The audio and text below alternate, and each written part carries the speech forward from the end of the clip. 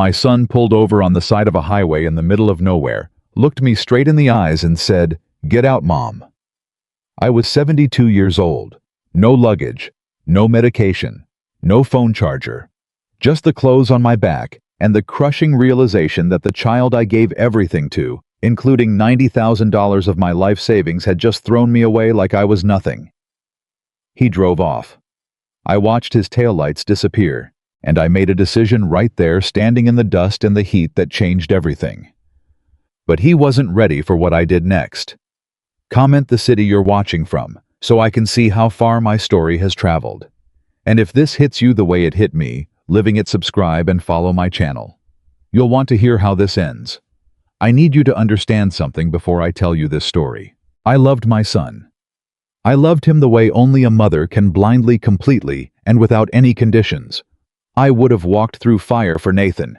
I would have given him the last dollar in my pocket and gone hungry just to make sure he was fed. And that's exactly the problem.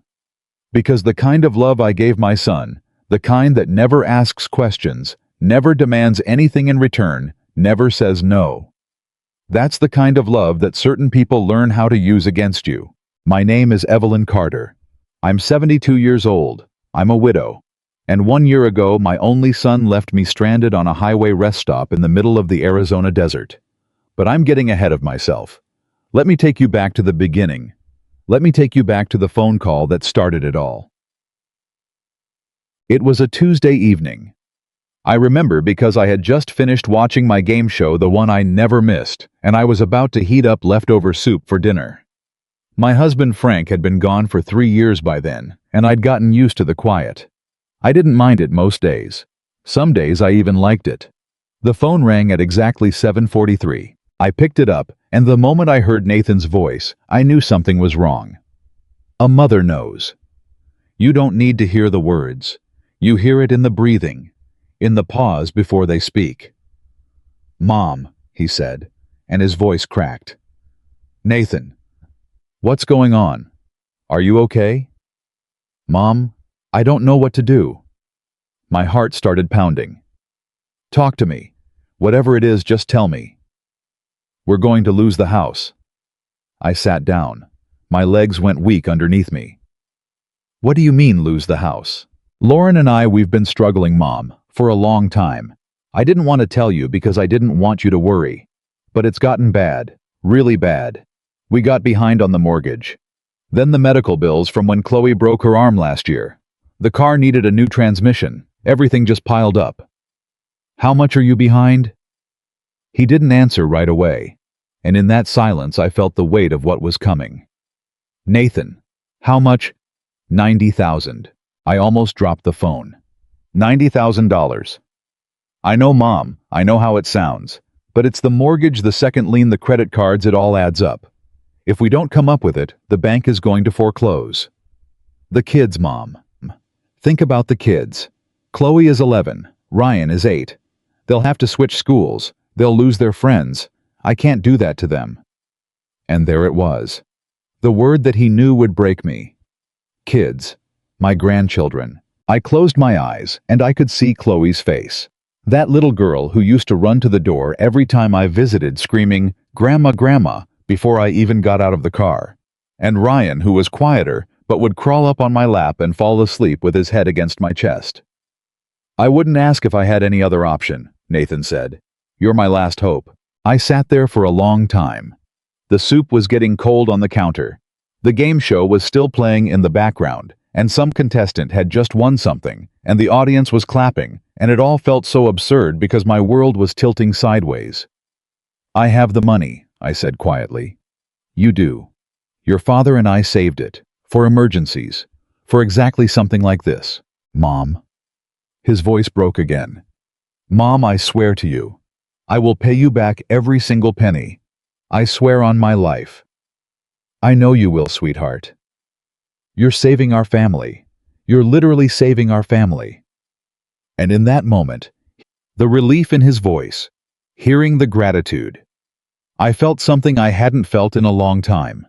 I felt needed. I felt important. I felt like I still mattered. That feeling almost cost me everything.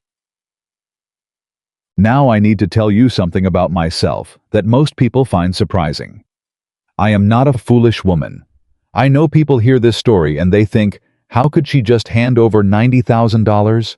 And I understand why they think that. But here's what you need to know. I didn't just hand it over. Not exactly. The morning after Nathan's call, before I did anything with that money, I called my sister Margaret. Margaret is 4 years younger than me, sharper than a tack, and she has never in her life been afraid to tell me the truth, even when I didn't want to hear it. 90,000, Margaret said. Evelyn, are you out of your mind? He's my son, Margaret. He's a grown man with a wife and a job. What has he been doing with his money? He said they had unexpected expenses, medical bills, the car. That's what everybody says. Did you ask for proof? Did you ask to see the bills? I paused. No. Of course you didn't, because you're you. You hear your baby crying and you run to fix it. He's not a baby anymore, Evelyn. What am I supposed to do? Let my grandchildren lose their home? Margaret was quiet for a moment. Then she said something that I should have listened to more carefully. I'm not telling you not to help him.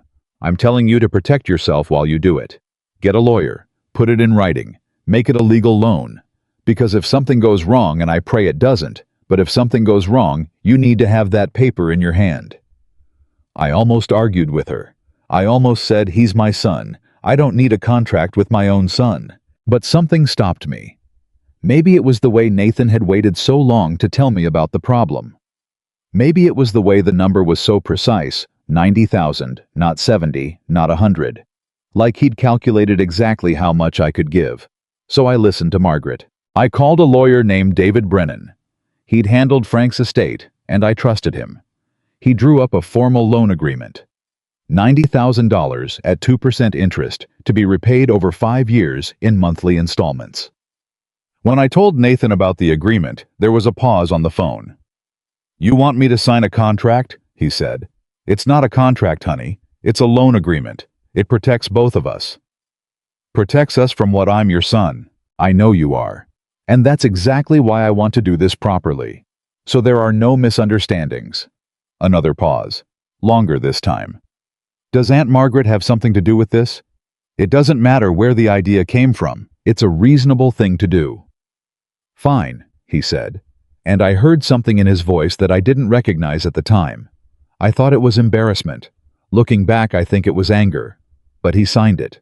He and Lauren both signed it. And I sent the money. $90,000. My safety net. My emergency fund. The money Frank and I had put away over 40 years of careful, disciplined living. Gone in one wire transfer. For the first few weeks after the money was sent, Nathan called me almost every day. Mom, you're amazing. Mom, the kids want to thank you. Mom, we're going to get through this because of you. He put Chloe on the phone and she said, Grandma, Daddy says you saved us. And my heart swelled so big I thought it might burst. Lauren even called me separately, which she'd never done before in all the years they'd been married. Evelyn, I just want you to know how much this means to us. We won't forget it. You're a part of this family and we want you to know that. I cried after that call. Happy tears. I thought maybe this terrible financial crisis was actually going to bring us closer together. I thought maybe it was a blessing in disguise. For about 6 weeks, I genuinely believed that. Then the calls started getting shorter. Hey Mom, just checking in. Can't talk long. Things are crazy at work. Hi Mom. Lauren says hi. Gotta run. Then the calls became every other week. Then once a month. Then I started noticing other things. I called Nathan on Ryan's birthday to wish him happy birthday. Lauren answered. Oh, Evan, we're actually in the middle of the party right now. Can Nathan call you back? He never called back. I called again a few days later. Nathan, I missed Ryan's birthday. I would have sent a gift. Why didn't you remind me about the party? It was last minute, Mom. We didn't plan anything big, just some kids from school. I could have come. It's a long drive. We didn't want to bother you. Bother me? Since when was celebrating my grandson's birthday a bother? I let it go. I told myself I was overreacting. I told myself he was busy, stressed, still dealing with financial recovery. But a feeling was growing in my stomach. A heavy, cold feeling. Like swallowing a stone. Margaret called me one evening. "Have you heard from Nathan? He's been busy." Busy. Right. Has he made any payments on the loan? I looked at my bank statements. 3 months had passed since the agreement was signed. No payments. He probably just needs more time to get back on his feet, I said. Evelyn. What? Don't do that. Don't make excuses for him. I'm not making excuses. I'm being understanding. There's a difference between understanding and being taken advantage of. You know that. I did know that. But knowing something and accepting it are two very different things, especially when it's your own child. 4 months after I sent the money, I decided to visit Nathan and his family unannounced. I told myself it was just because I missed the kids. I told myself it was a surprise visit, a grandmother thing. But deep down, I knew the truth. I needed to see for myself what was going on. I drove 3.5 hours to their house. When I pulled into the neighborhood, the first thing I noticed was a boat in the driveway. A boat. Not a used fishing boat. A brand new recreational boat, the kind you take out on a lake on summer weekends. It still had a dealer tag on it. I sat in my car for a full minute, staring at that boat. My hands were gripping the steering wheel so hard, my knuckles turned white. Then I walked up to the front door and rang the bell. Lauren opened the door, and the look on her face told me everything. It wasn't surprise. It wasn't delight. It was panic. Evelyn, oh my God, what are you? We didn't know you were coming. I wanted to surprise the kids. Oh, well, Nathan's not here right now. He ran some errands. She was blocking the doorway, not stepping aside to let me in, just standing there with her hand on the doorframe. Can I come in, Lauren? Of course, I'm sorry. It's just the house is a mess. It was not a mess. When I walked inside, I saw new furniture. A large new television mounted on the wall. New curtains. The kitchen had been updated, new countertops, new fixtures. And on Lauren's wrist, a watch I'd never seen before. Not a Timex, not a Fossil, something expensive.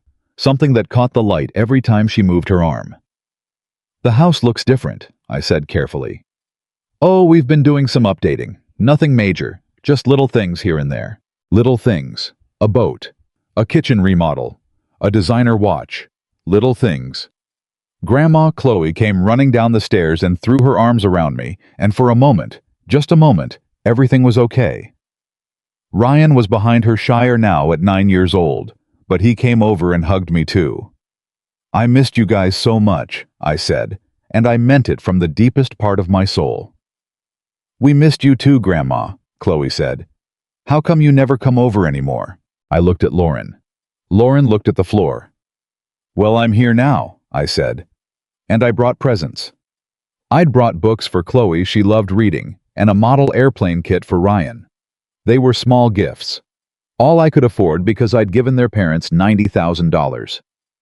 While the kids opened their presents, I sat in the living room, and I looked around, and I felt something crumbling inside me. Like a wall I'd built to protect myself from the truth was finally giving way. Nathan came home an hour later. He walked through the door, saw me, and stopped dead. Mom, what are you doing here? Visiting my grandchildren. He looked at Lauren. Lauren gave him a look I couldn't fully read, but I could read enough of it. It said she saw everything. Why didn't you call first? Nathan asked. Since when do I need an appointment to see my own family? You don't. That's not what I meant. Nathan, sit down. I want to talk to you. Mom, can it wait? I just got back and I'm tired. Sit down. Something in my voice must have surprised him because he sat. Lauren hovered near the kitchen doorway, pretending to be busy, but clearly listening. I noticed the boat in the driveway, I said. Nathan's jaw tightened. What about it? When I gave you $90,000 4 months ago, you told me you were about to lose your house.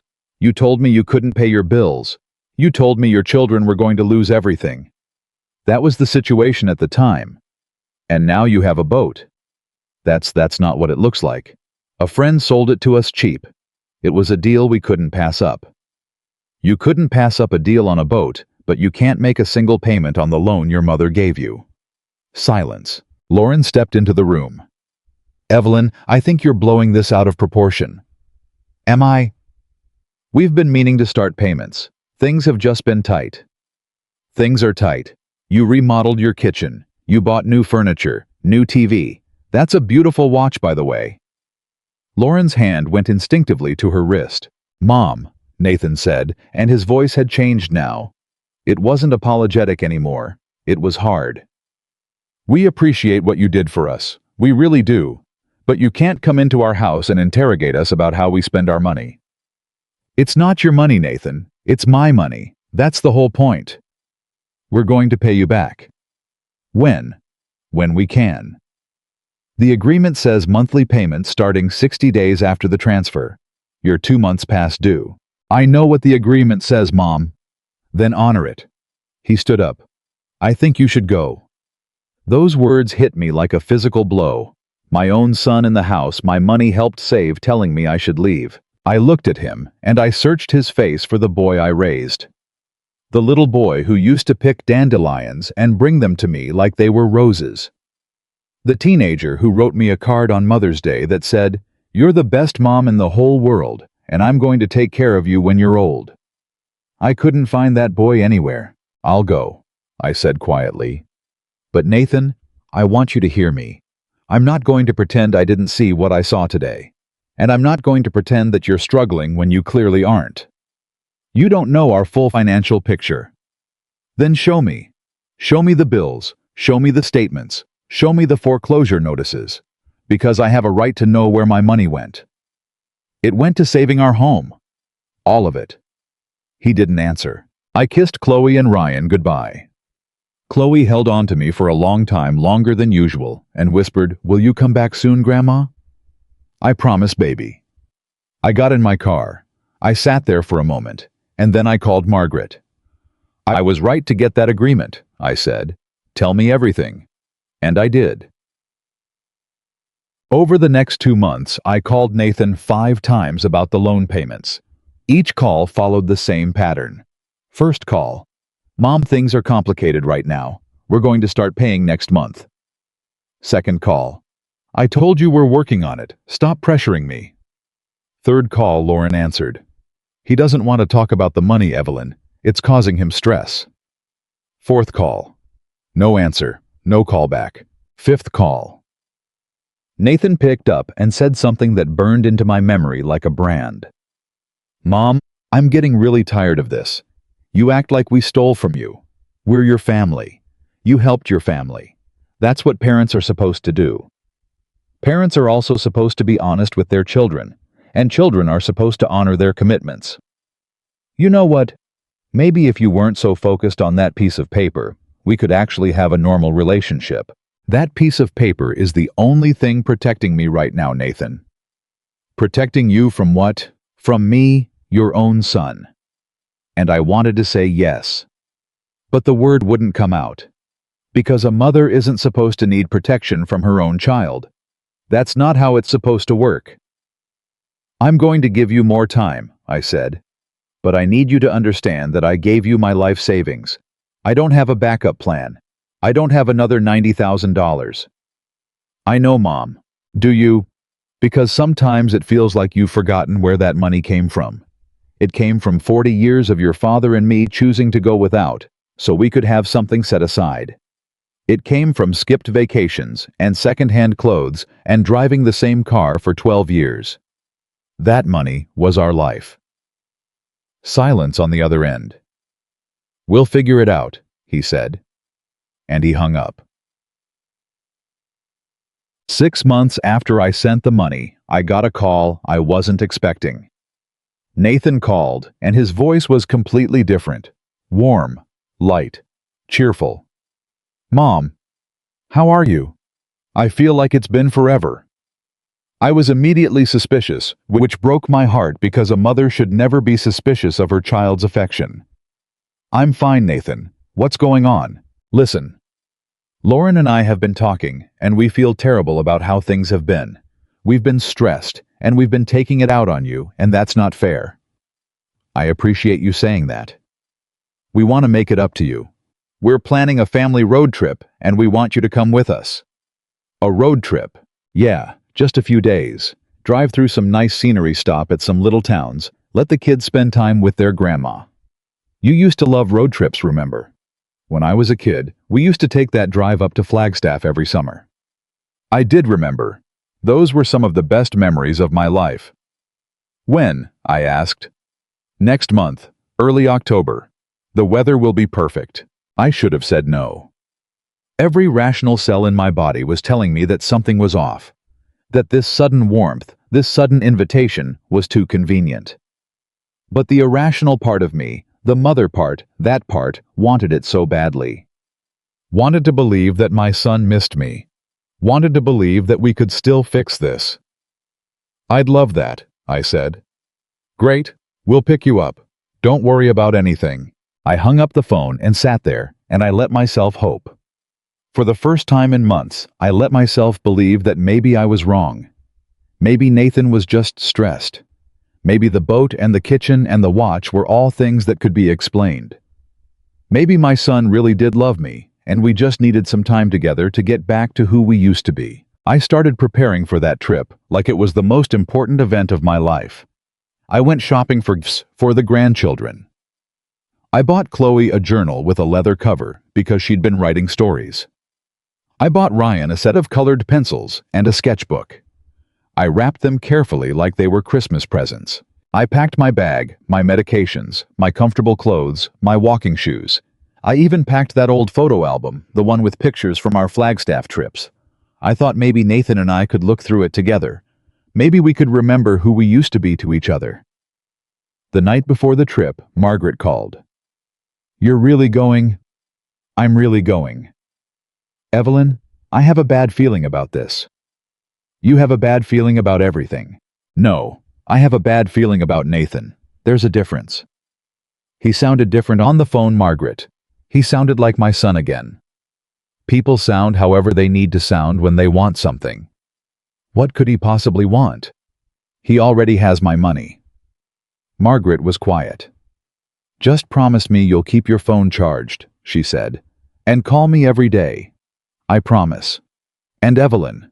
"Yes. If something doesn't feel right, trust your gut, not your heart, your gut." "Good night, Margaret."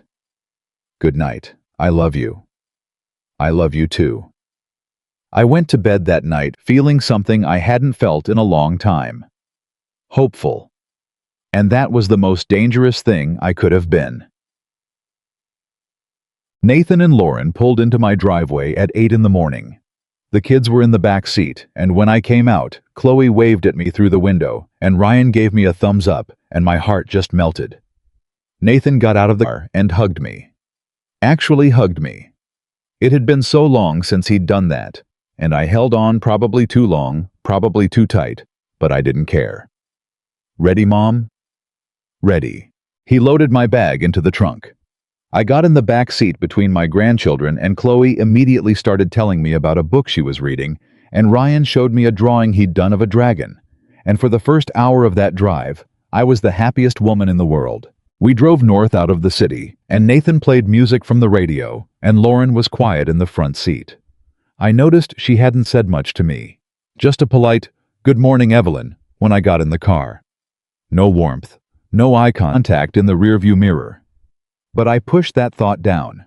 I pushed all the warning signs down because I wanted this to be real. Around the second hour, the conversation in the car slowed down.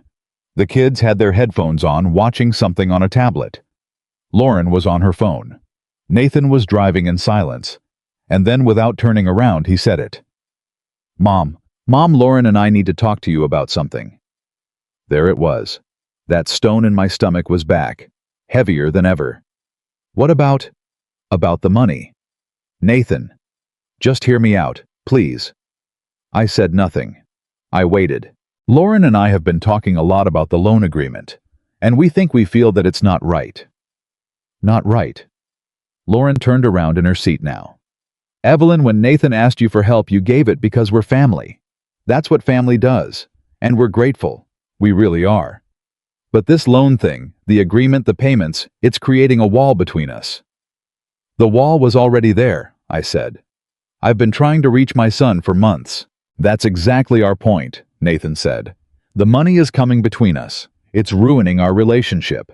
And we think the best thing for everyone, for the kids, for all of us, is to just let it go. Let it go. Forgive the debt. Consider it a gift. From a mother to her son. A gift. $90,000. My entire savings. A gift. Nathan, that's my retirement money. That's the only financial security I have. You have Social Security. You have the house. Social Security doesn't cover everything. And I'm 72 years old, Nathan. I can't go back to work. Mom, I'm not asking you to go back to work. I'm asking you to be reasonable. Reasonable, I'm asking you to honor a legal agreement that you signed. How is that unreasonable? Lauren jumped in. It's unreasonable because you're treating your son like a business transaction. You're putting a price on your relationship with your family. I didn't put a price on anything. Nathan did when he asked me for $90,000. The car went quiet. I could hear the kids' headphones, faintly some cartoon playing. Then Nathan said something that hit me harder than anything he'd said before. You know what, Mom, Dad would have given us the money without thinking twice. He would never have made us sign some contract like we were strangers. My eyes filled with tears. Not because he was right. Because he was using Frank against me. My dead husband. The man who worked himself to exhaustion to build that savings.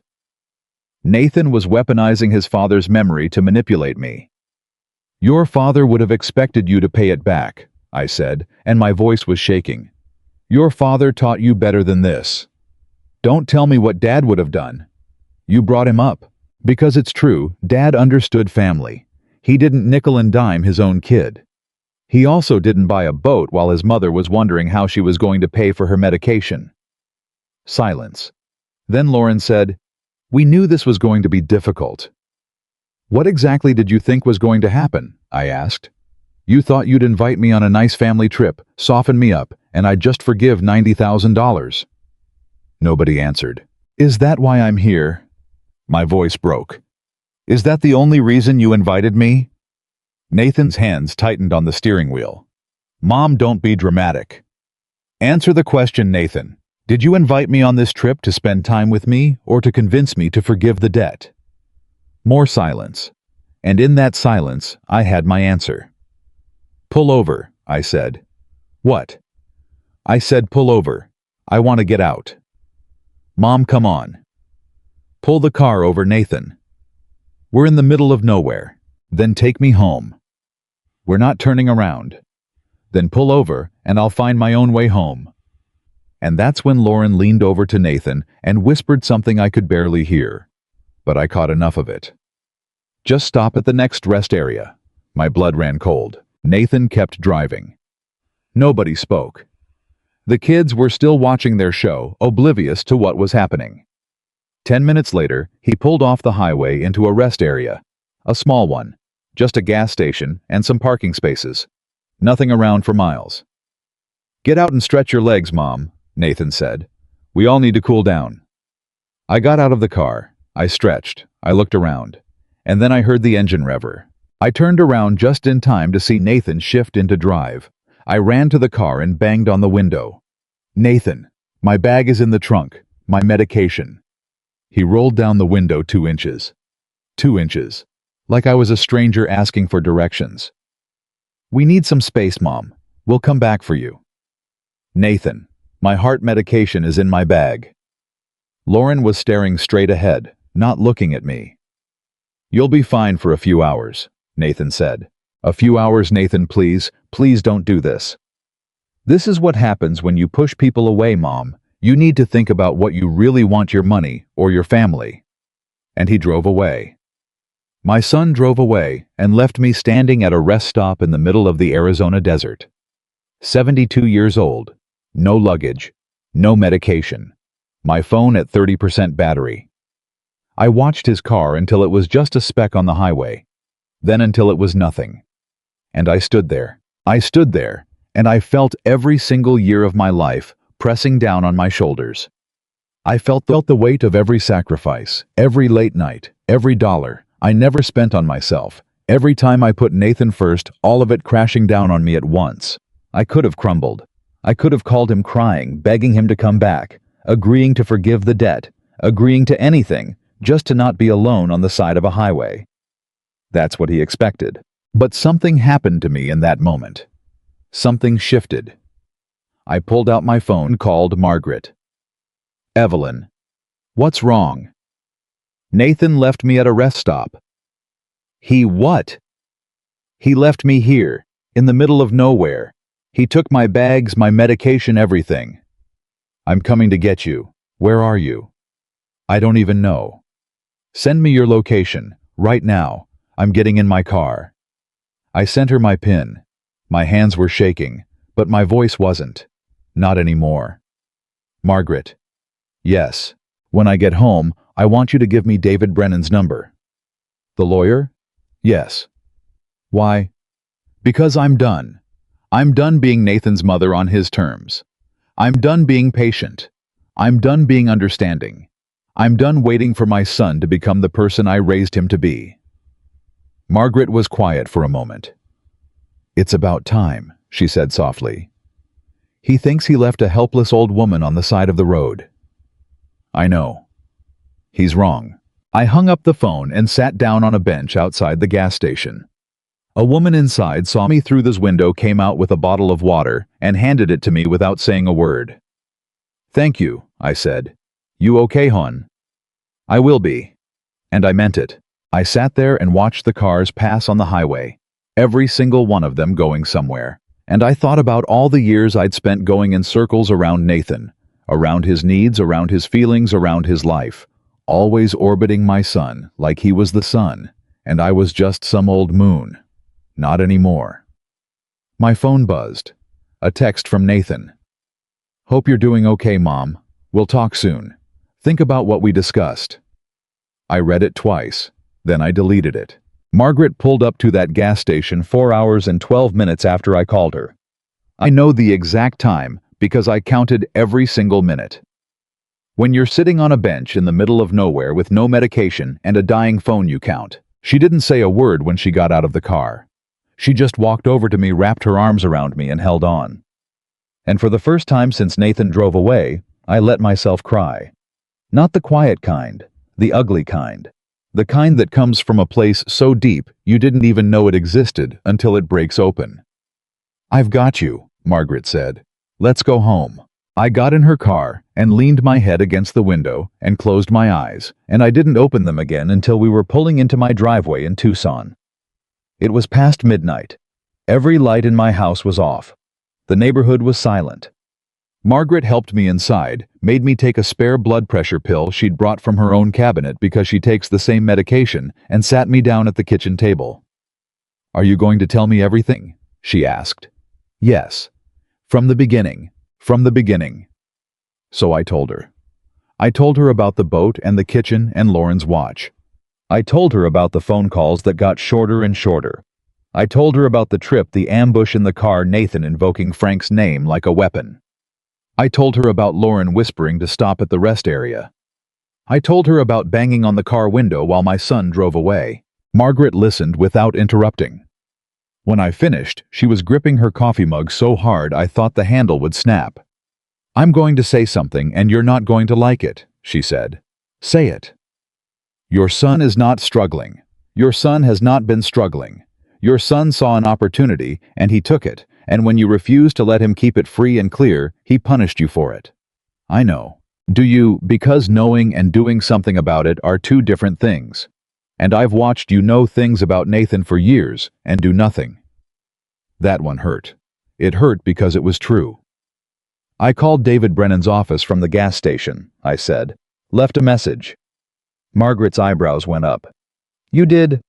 "I told you, I'm done." "Evelyn, I've heard you say you're done before." "Not like this. He left me on the side of a highway, Margaret. My own son. He left me with no medication, no way to get home. What if you hadn't answered your phone? What if I'd had a heart episode out there?" "Don't think about that. I have to think about it, because he didn't." My son didn't think about whether his 72-year-old mother with a heart condition would survive being abandoned in the desert. Either he didn't think about it, or he did think about it, and he didn't care. I don't know which one is worse. Margaret reached across the table and took my hand. "So what are you going to do?" she asked. "I'm going to get my money back. And if I can't get my money back, I'm going to make sure there are consequences." "Good." "And Margaret?" "Yes. Thank you. For coming to get me. For always being honest with me. For being the one person in my life who never asks me for anything except to take care of myself." She squeezed my hand. "That's what real family does." We sat there together until almost 2 in the morning. Then Margaret went to sleep in the guest room, and I lay in my bed staring at the ceiling, running through every conversation I'd had with Nathan over the past 6 months, replaying them like evidence tapes, looking for the clues I'd missed. They were everywhere. I'd just refused to see them. The next morning, David Brennan called me back at 9:15. I told him the situation in plain terms. I didn't soften it. I didn't make excuses for Nathan. I just told him the facts. "Evelyn," David said, "you have a signed loan agreement.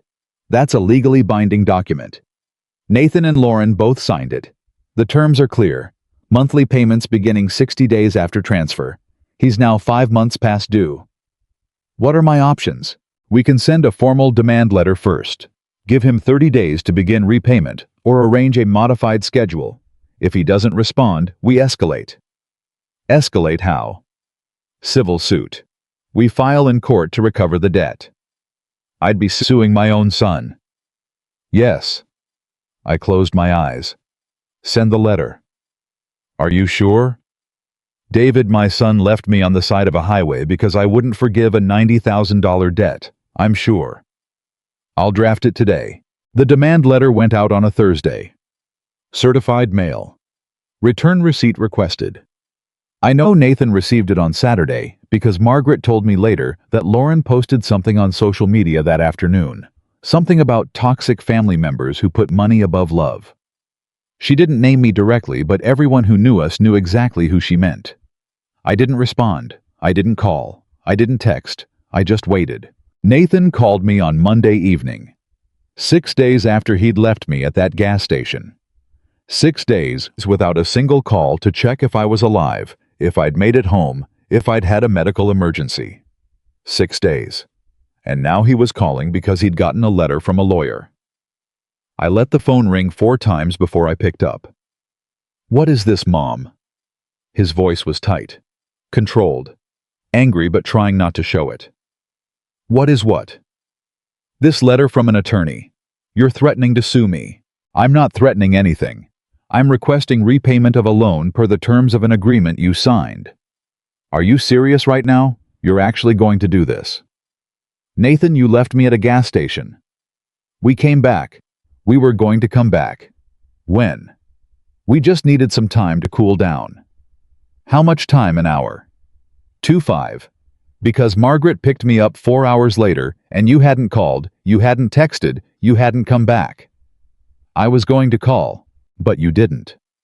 "Because I knew you'd be like this. I knew you'd overreact." "Overreact?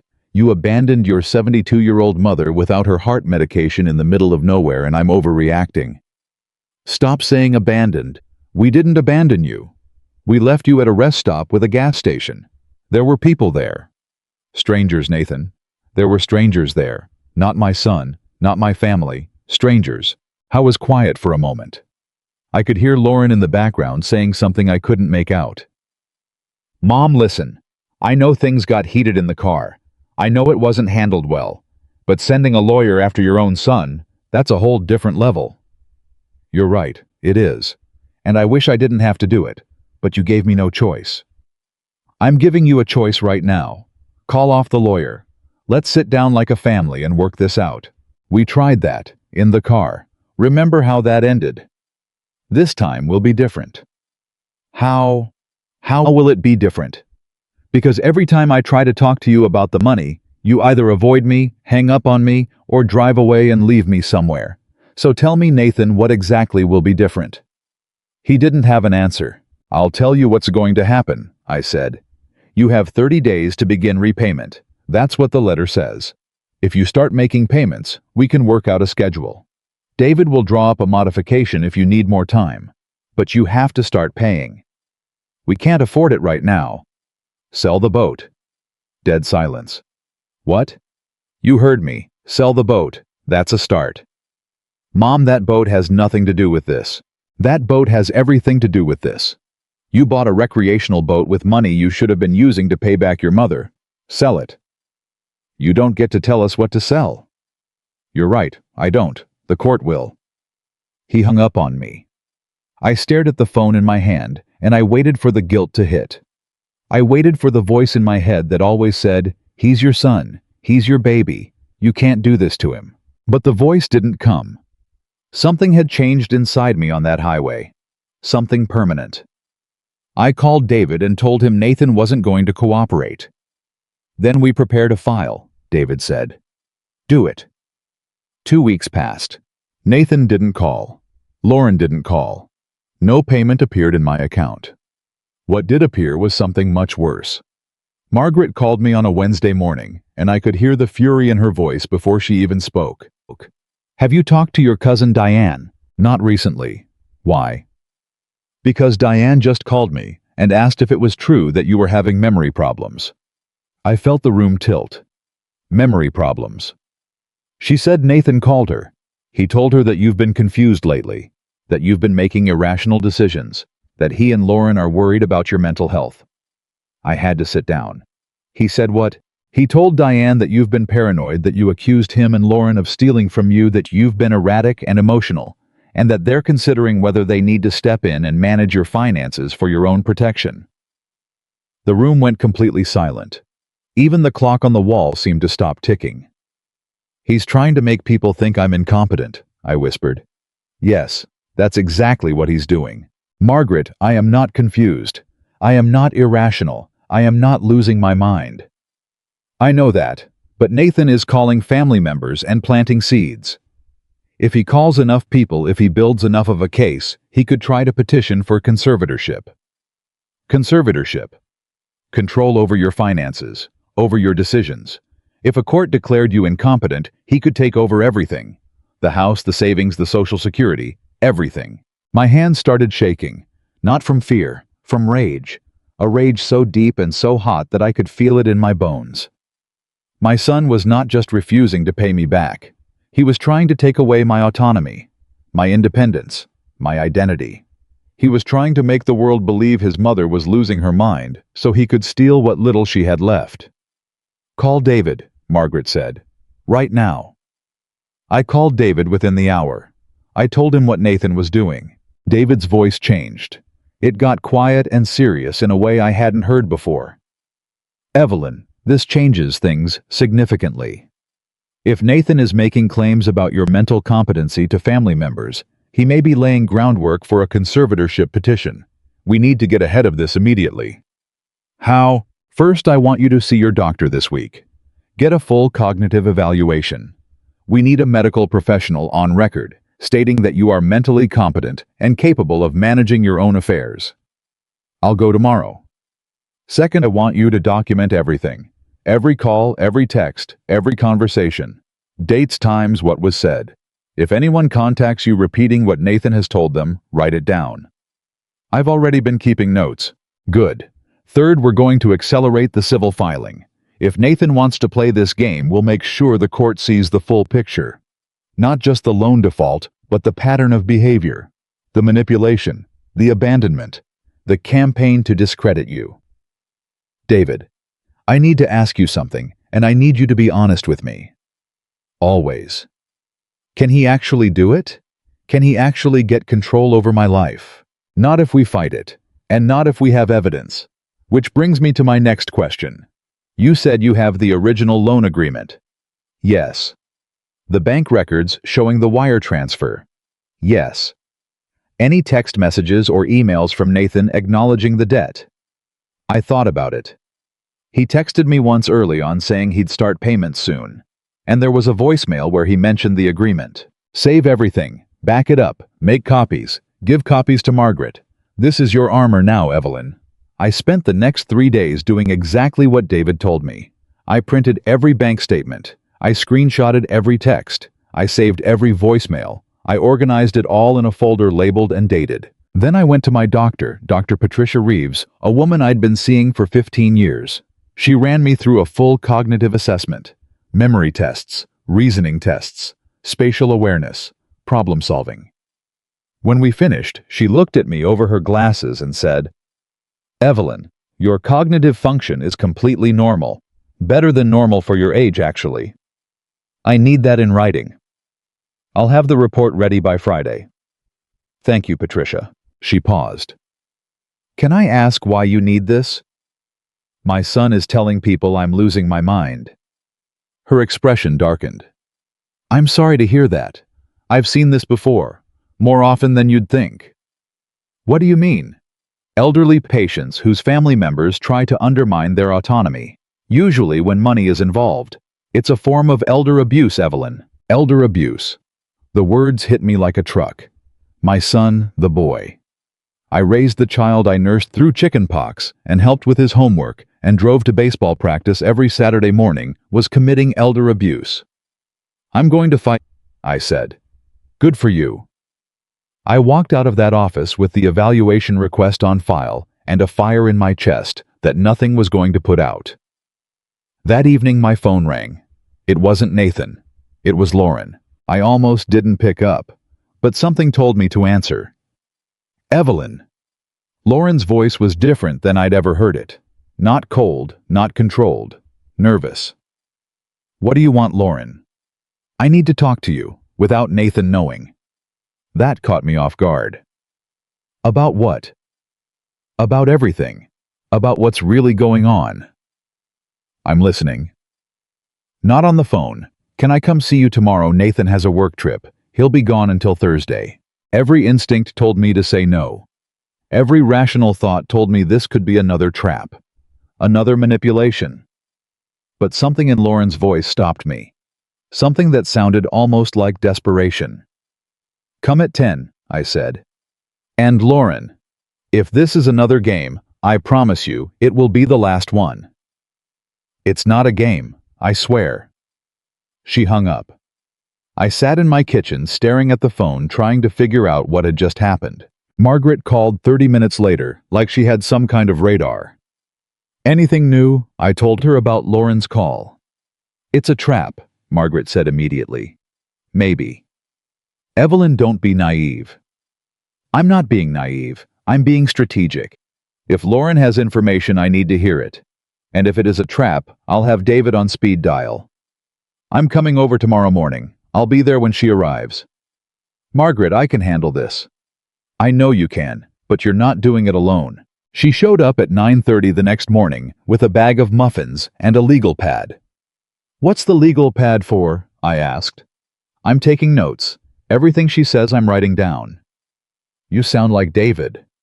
"Good. Somebody in this family needs to think like a lawyer." Lauren arrived at 10 on the dot. She looked different than the last time I'd seen her. Thinner. Darker circles under her eyes.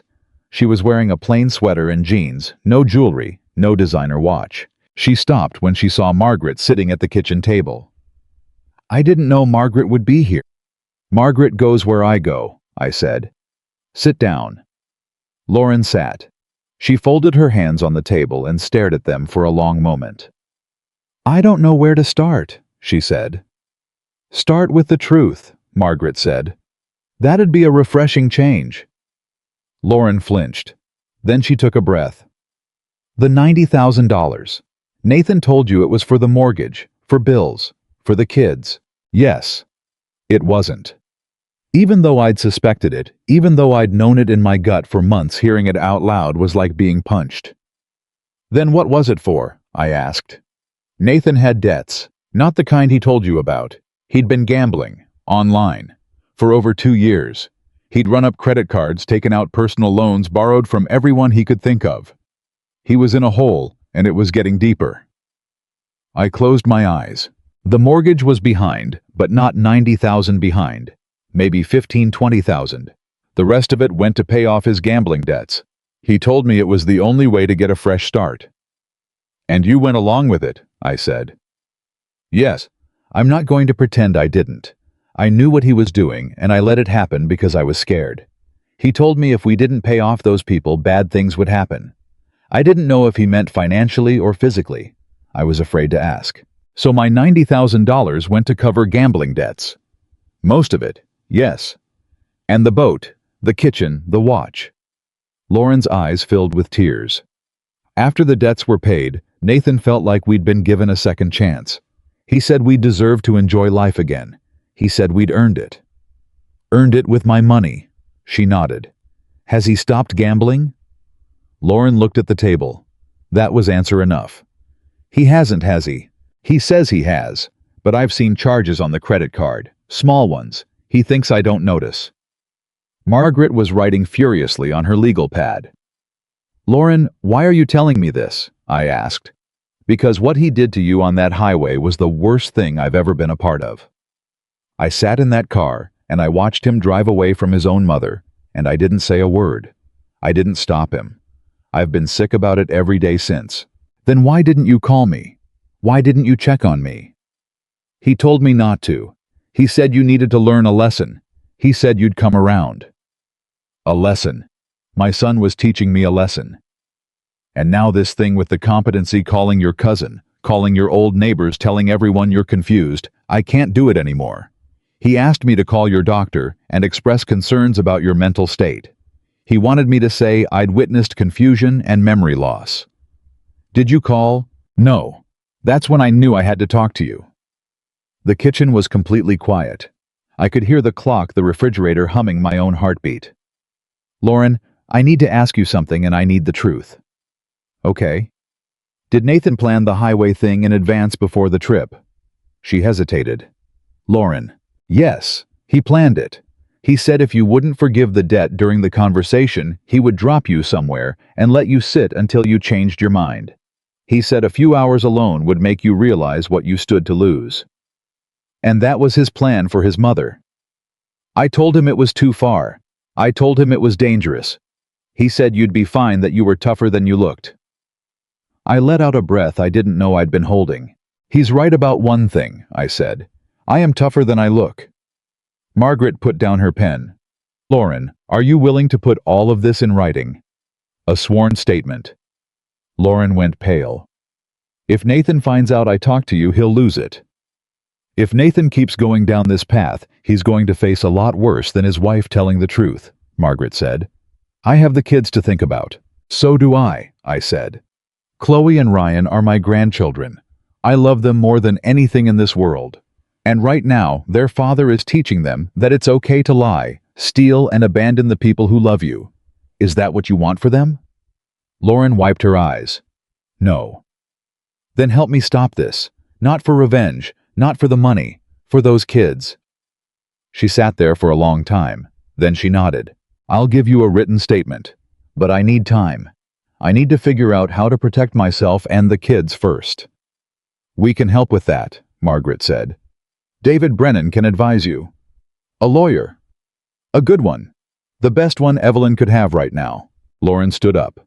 She looked at me, and for the first time in all the years I'd known her, I saw the woman behind the mask. Not the cold, controlled daughter-in-law who kept me at arm's length. A woman who was exhausted, scared, and trapped. Evelyn, I'm sorry. For all of it. For the money, for the trip, for not stopping him. For everything. I know you are. I should have been braver. You're being brave now. That's what matters. She left. Margaret and I sat at that kitchen table for another hour, going through her notes, making plans, building a case. Do you believe her? Margaret asked. I believe she's scared. And I believe Nathan is gambling. Those two things together make everything else make sense. Gambling, all this time. All this time. Margaret shook her head. Frank would be devastated. Frank would be furious, and then he'd do exactly what I'm doing. You're right. He would. That night, I lay in bed, and I thought about my son. Not the man he was now, but the boy he used to be. 8 years old, standing in the kitchen, helping Frank fix a leaky faucet. 12 years old crying when our dog died, and me holding him for an hour while he soaked my shirt with tears.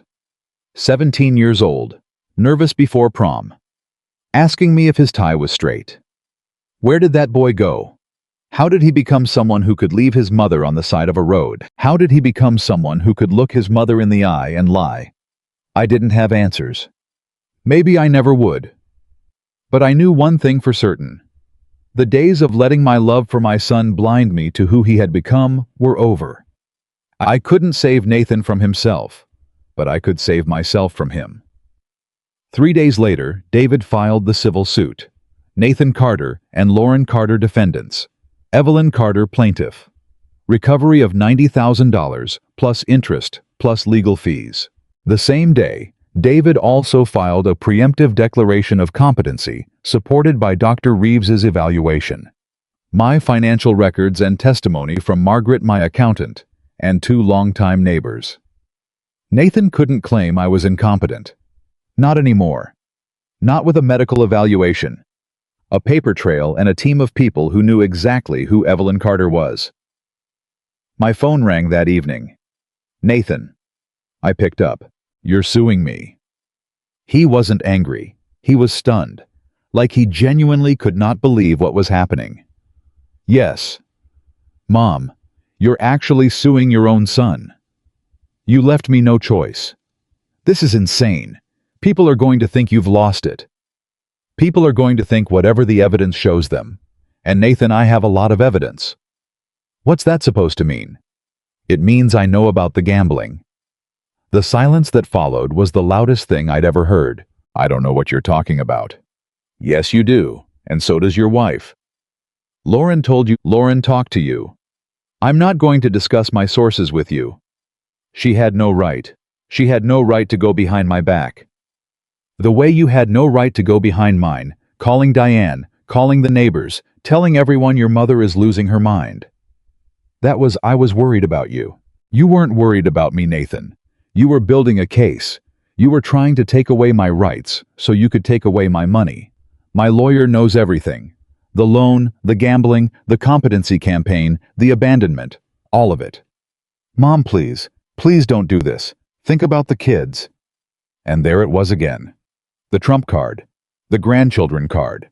The one card he knew could break me every single time. But not this time. I am thinking about the kids, Nathan.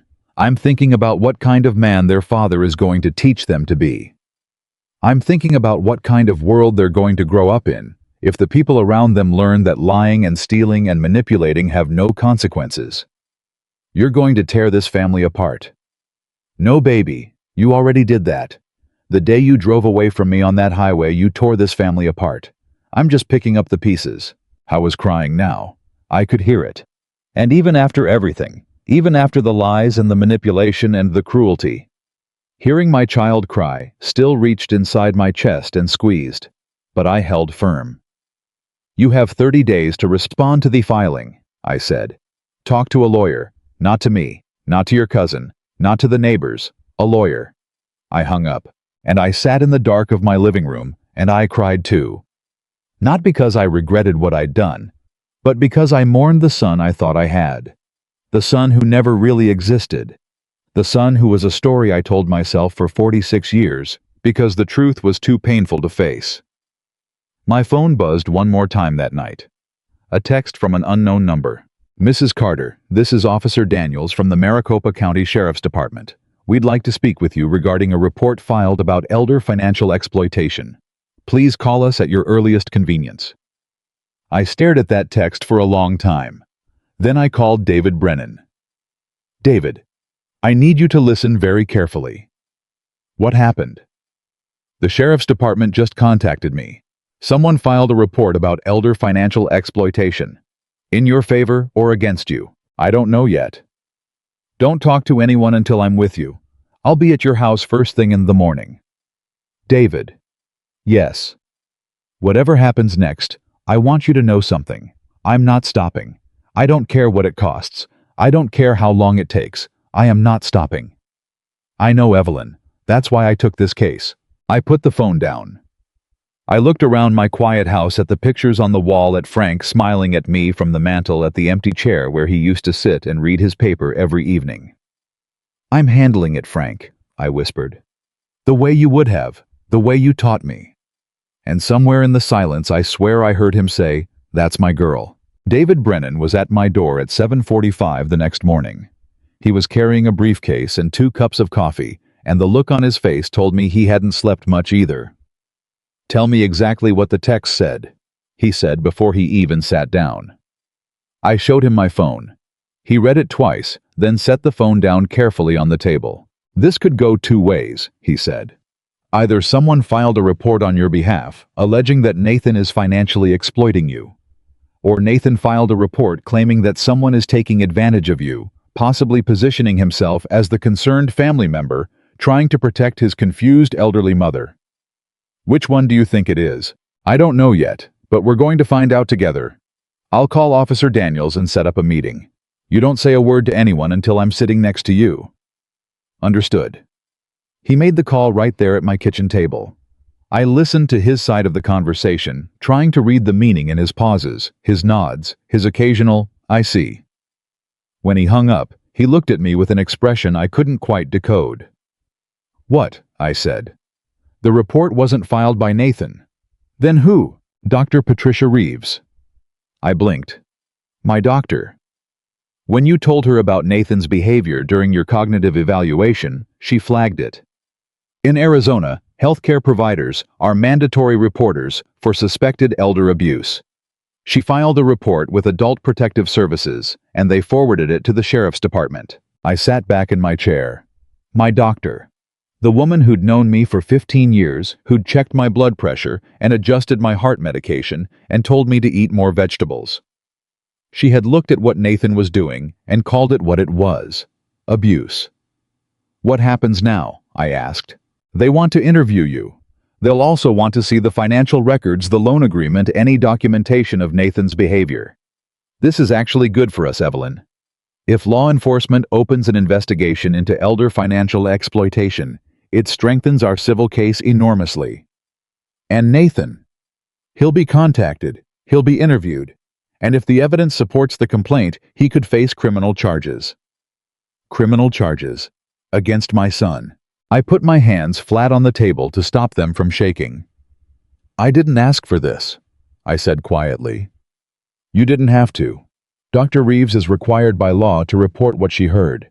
This is happening because what Nathan did meets the legal definition of elder exploitation. That's not your fault, Evelyn. That's his." The interview with Officer Daniels happened 3 days later at the sheriff's station in Tucson. David sat beside me. Margaret waited in the lobby because she refused to stay home. Officer Daniels was a woman in her 40s, with a calm, steady voice and sharp eyes that missed nothing. She introduced herself, set a recorder on the table, and asked me to tell her everything from the beginning. So I did. For the 3rd time in a month, I told my story. The phone call, the $90,000, the loan agreement, the silence, the boat and the kitchen and the watch, the road trip, the ambush, the highway. When I got to the part about Nathan driving away, Officer Daniels stopped me. "Mrs. Carter, when your son left you at that rest stop, did you have access to your prescribed medications?" "No, they were in my bag in his trunk." "What medications are you on?" "Blood pressure medication and a heart rhythm medication. I take them twice a day." "And he was aware of this?" "He's been aware of it for years." She wrote something down. "Did he make any attempt to contact you after leaving?" "He sent one text message approximately 4 hours later. It said, 'Hope you're doing okay, Mom. We'll talk soon. Think about what we discussed.' He did not ask if I was safe. He did not offer to return. He did not ask about my medication." "And how did you eventually get home?" "My sister Margaret drove 4 hours to pick me up." Officer Daniels nodded slowly. "Mrs. Carter, I need to ask you something sensitive. Do you believe your son intended to harm you physically by leaving you without medication?" I thought about that question for a long time. I don't think he was trying to kill me, if that's what you're asking. I think he genuinely didn't care enough to consider whether I'd be okay, and I'm not sure which is worse. David slid a folder across the table. Officer Daniels, I have documentation here that Mr. Carter subsequently began a campaign to undermine his mother's perceived mental competency. He contacted extended family members' neighbors and attempted to have his wife contact Mrs. Carter's physician to raise false concerns about cognitive decline. For what purpose? We believe he was laying groundwork for a conservatorship petition to gain legal control over Mrs. Carter's finances. Officer Daniels opened the folder. She read in silence for several minutes. Then she looked up at me. Mrs. Carter, I want you to know that what you've described is consistent with a pattern we see in elder financial exploitation cases. The initial request for money under false pretenses, the isolation from family, the attempt to undermine competency. These are not random actions, they're a pattern. I know, I said. I just never thought I'd see it from my own child. We're going to open a formal investigation. We'll need to interview your son, his wife, and any other parties involved. I'd also like to subpoena financial records from Mr. Carter's bank to trace how the $90,000 was actually spent. Lauren Carter, my daughter-in-law, has indicated willingness to provide a sworn statement, David said. She's been in contact with my client. That will be very helpful. The interview lasted 2 hours and 40 minutes. When we walked out, Margaret jumped up from her chair in the lobby. Well, they're opening an investigation, I said. Margaret closed her eyes and let out a breath. Good, finally. We drove home in Margaret's car. None of us spoke for the first 20 minutes. Then Margaret said what we were all thinking.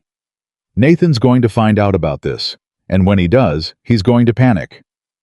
I know, I said. Panicked people do desperate things. I know that too. So what's the plan? David answered from the back seat. The plan is we let the investigation proceed. We continue with the civil suit, and we prepare for Nathan to escalate. Escalate how? Margaret asked. That's what we need to be ready for. We didn't have to wait long. Nathan found out about the investigation 9 days later. I know the exact day because it was the morning Lauren called me whispering so fast I could barely understand her. Evelyn, they contacted Nathan. 2 officers showed up at the house this morning. They told him there was an elder exploitation investigation and they needed to ask him questions. What did he do? He refused to talk without a lawyer. Then after they left, he lost it. He put his fist through the wall in the hallway. Chloe saw it happen. She ran to her room crying. My heart broke for my granddaughter. Is she okay? She's scared. Ryan too. Nathan's been yelling all morning. He keeps saying you're trying to destroy him. Lauren, listen to me. Are you safe? I'm fine. He's not violent toward us. He's just angry. Angry enough to put his fist through a wall in front of his daughter. That's not fine. She was quiet. Lauren, I need you to do something for me. I need you to write that statement we talked about. Today. While Nathan is out getting a lawyer. Write down everything you told me about the gambling, the money, the highway plan. All of it.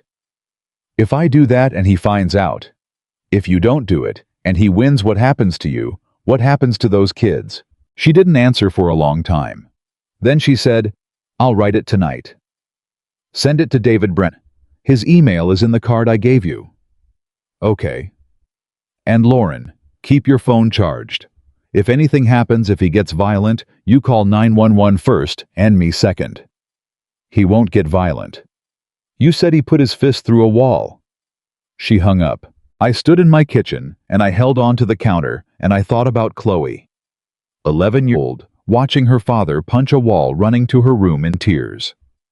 That image burned through me worse than anything Nathan had done to me personally. Because a child doesn't understand adult rage. A child just knows that the person who's supposed to protect them is out of control and nobody is stopping it. I called David. We need to move faster. What happened? I told him about Lauren's call. Evelyn, if there are concerns about the children's safety, that's a separate issue, a serious one. I know, but I can't be the one to report it.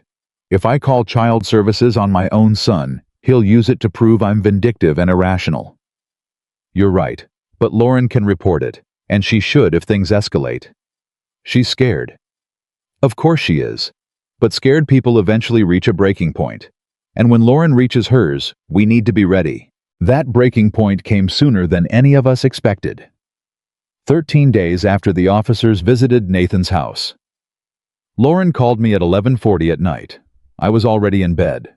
The phone jolted me awake, and I saw her name, and my heart started hammering. Lauren. He found the statement. Her voice was barely audible. He went through my email. He found the draft I sent to David. Where is he now? He left. He took the car and he left. He said I betrayed him. He said I'm dead to him. Where are the kids? Asleep. They don't know. Are you okay? No. And then she broke down. Full heaving sobs. The kind that shake your whole body. I sat on the edge of my bed and listened to my daughter-in-law fall apart, and I felt something I never expected to feel for Lauren. Compassion. Real deep compassion. Lauren, listen to me. Are you listening? Yes. I'm going to call Margaret. She's going to drive to your house. I want you to pack bags for yourself and the kids. Just the essentials. When Margaret gets there, you're going to go with her. Go where? Here, my house. You and Chloe and Ryan are coming here. He'll find us. Let him try. Evelyn, I'm so sorry. For everything. I'm so sorry. I know you are. But right now I need you to stop apologizing and start packing. Can you do that? Yes. Good. Margaret will be there in 3 hours. Leave the porch light on.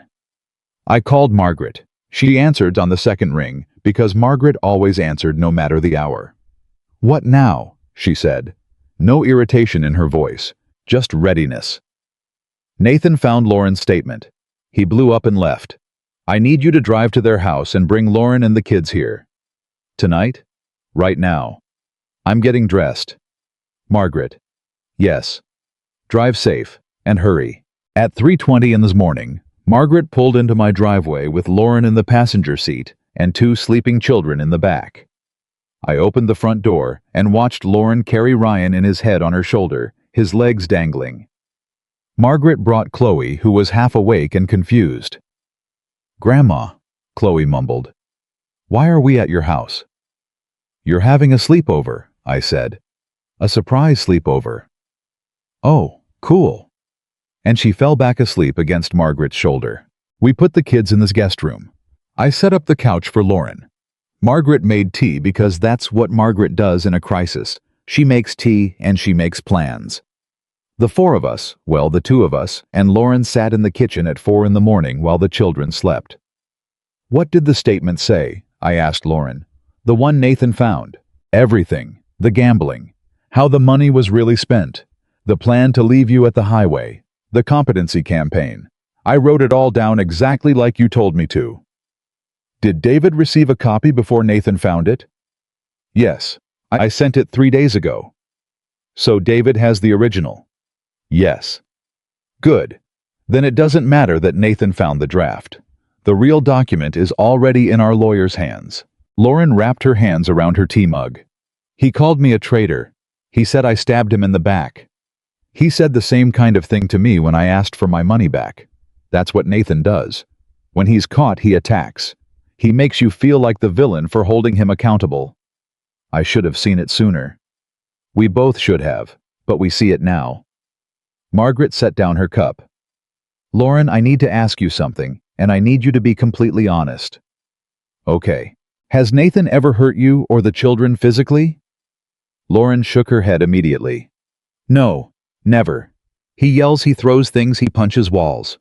But he's never put his hands on us. Yet, Margaret said. Margaret, I said. I'm sorry, but someone has to say it. A man who punches walls in front of his children is a man who's one bad day away from something worse. Lauren stared at the table. I know. Do you want to go back to him? I asked. I don't know. I don't know what I want.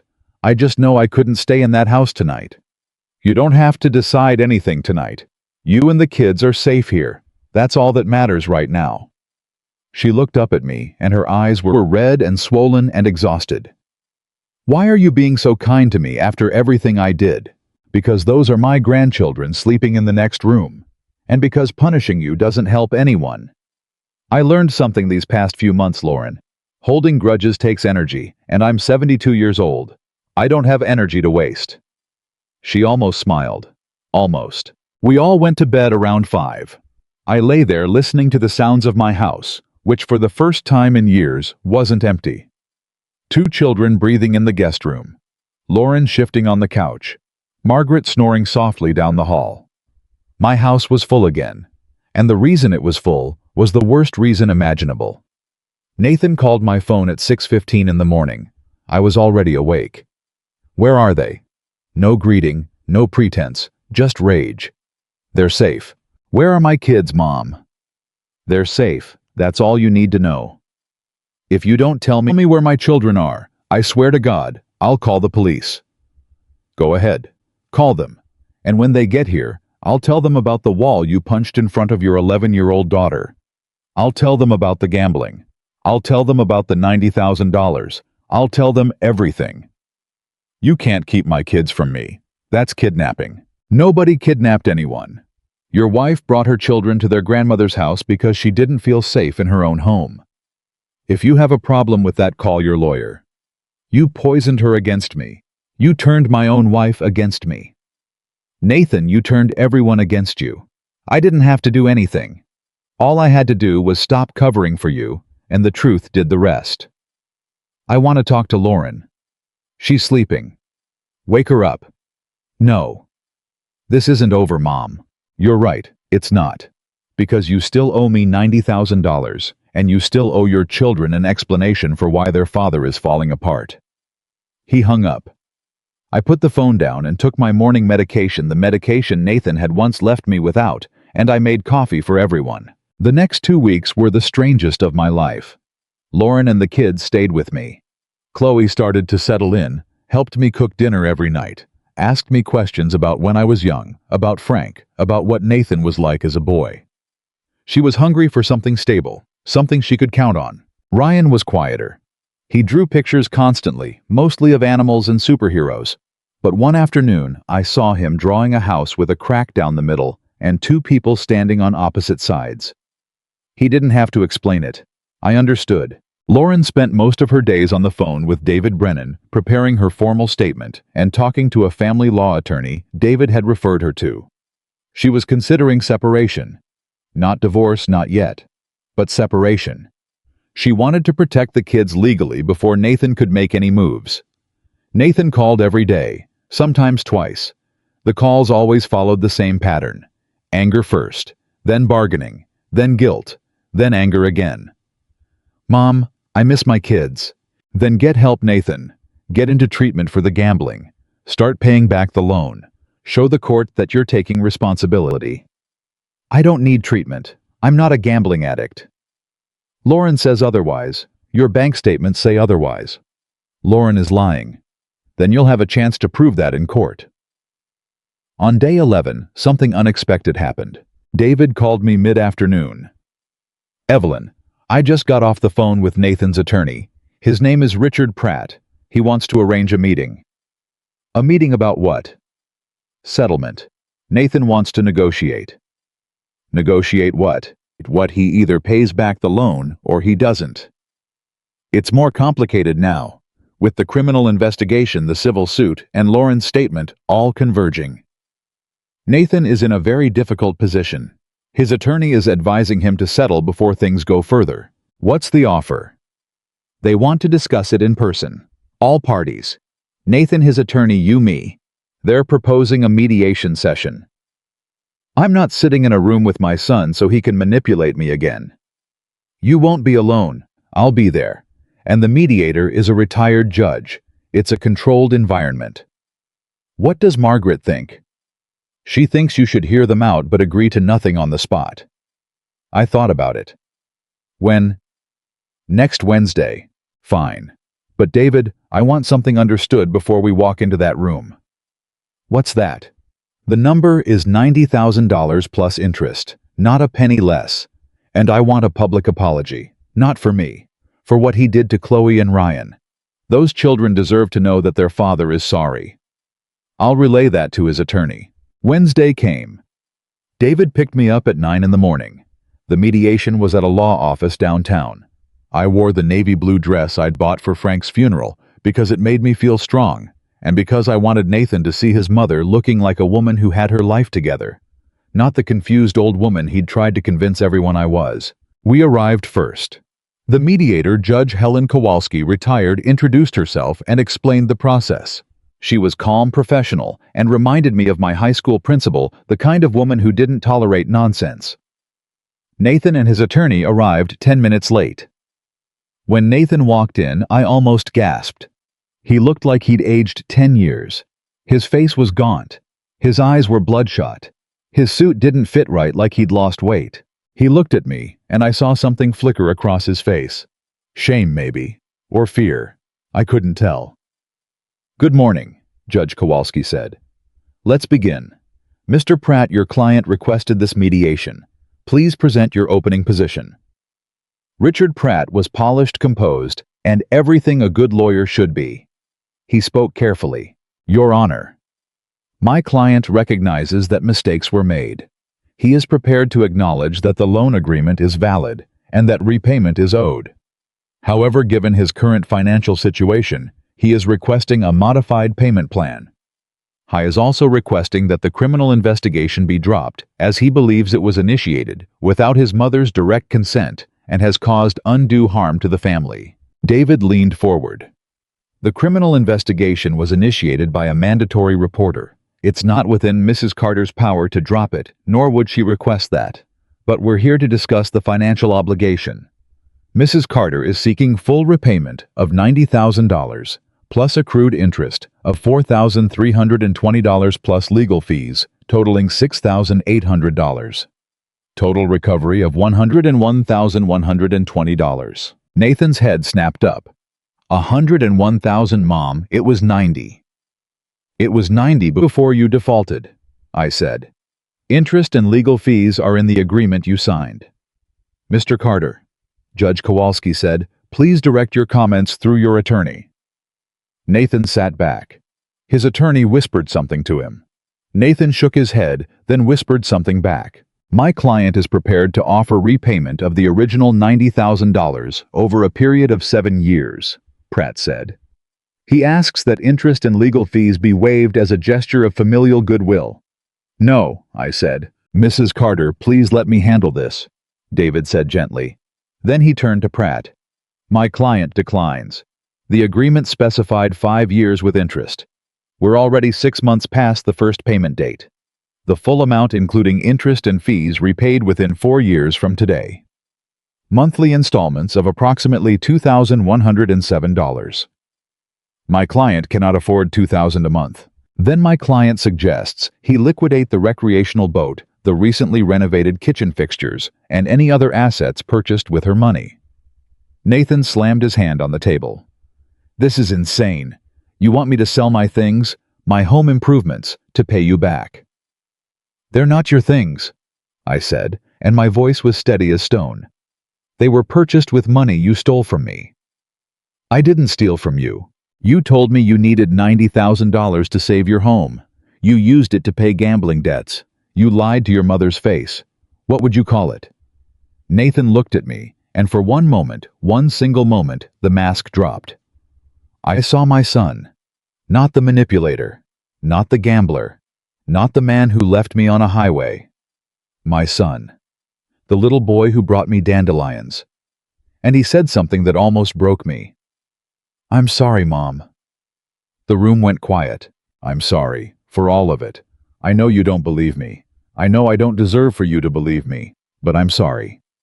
I held his gaze. "Which part are you sorry for, Nathan? The lying. The stealing. The leaving me on the highway. Telling people I was senile. Which part? All of it. Then prove it. Don't say it. Prove it." Judge Kowalski intervened. "I think we're making progress. Let's discuss terms that both parties can live with." The mediation lasted 4 hours and 20 minutes. In the end, we reached an agreement.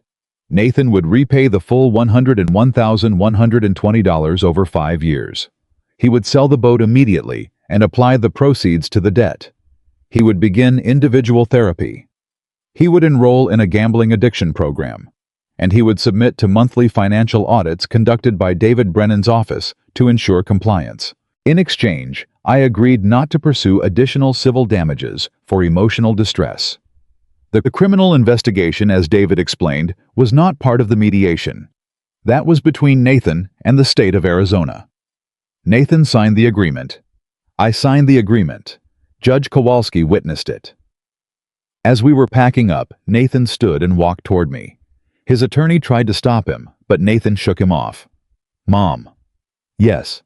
"Can I hug you?" I looked at my son.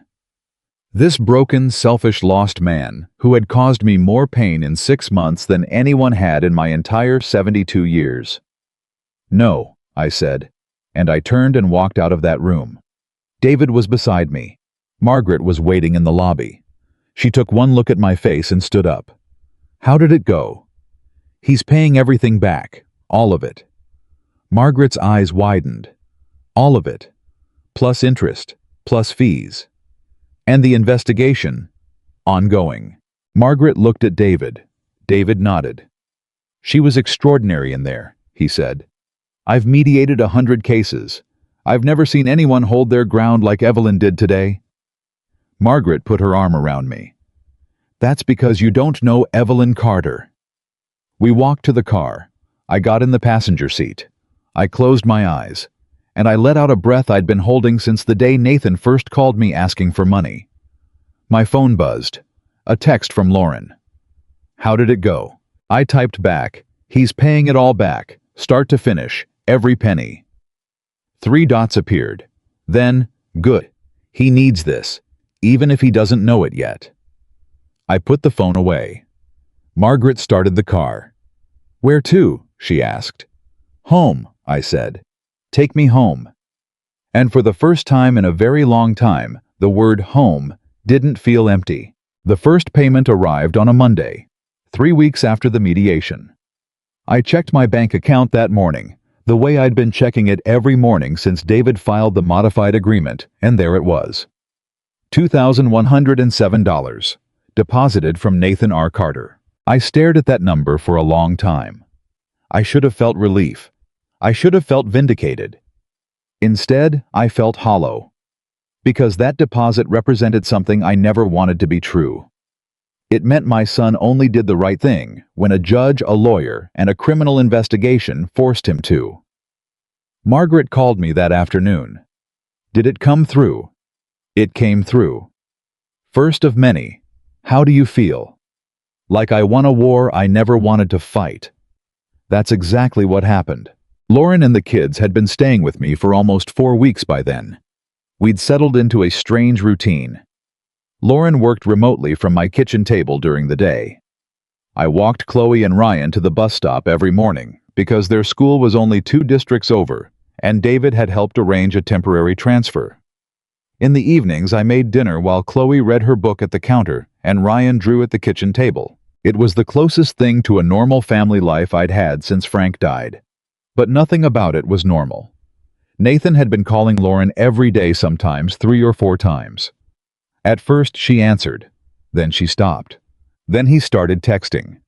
Long messages, sometimes pleading, sometimes furious, sometimes both in the same paragraph. One evening after the kids were in bed, Lauren showed me one of his texts. She held the phone out and I read it. "You took everything from me. My kids, my mother, my dignity. I hope you're happy. I hope you can live with yourself. Because when this is over, and it will be over, you'll see what you've done. You destroyed a family." I handed the phone back. He still thinks he's the victim. He always thinks he's the victim. That's the problem. Has he started the gambling program? Lauren shook her head. His attorney told David he enrolled, but I called the center. They have no record of him. I felt a cold knot tighten in my stomach. He lied about enrolling in treatment. Apparently. David needs to know about this tonight. I already sent him an email. Good, because the mediation agreement requires verified enrollment. If Nathan faked it, he's in violation. I know. Lauren, can I ask you something? Yes. When did the gambling start? The real answer, not what Nathan told you. She set her phone down and folded her hands. Before we got married. That hit me like ice water. Before. He was doing sports betting in college. Small stuff at first, 100 here, 200 there. He told me it was just for fun, just a hobby. He said all his friends did it. And you believed him. I was 23 and in love. Of course I believed him. When did it get bad? After Ryan was born. Nathan was stressed about money. We had 2 kids, a new mortgage, 1 income while I was on maternity leave. He started betting bigger. He said he'd found a system. He said he could make extra money without me having to go back to work early. A system. I know how it sounds, but he was so confident. He'd show me when he won. $500 here, $1,000 there. He never showed me when he lost. How much has he lost total? Do you know? Lauren looked at me with eyes that were decades older than her face. Over the past 8 years, conservatively, over $300,000. I couldn't breathe. $300,000.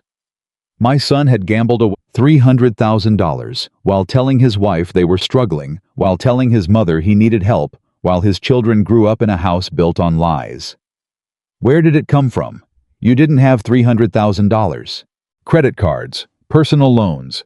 He cashed out part of his 401k and paid the penalty. He borrowed from his friend Marco and never paid it back. He borrowed from Lauren's parents, $20,000. He told them it was for a home repair. Lauren's parents, your parents. My dad gave it to him, no questions asked. My mom was furious. They almost divorced over it.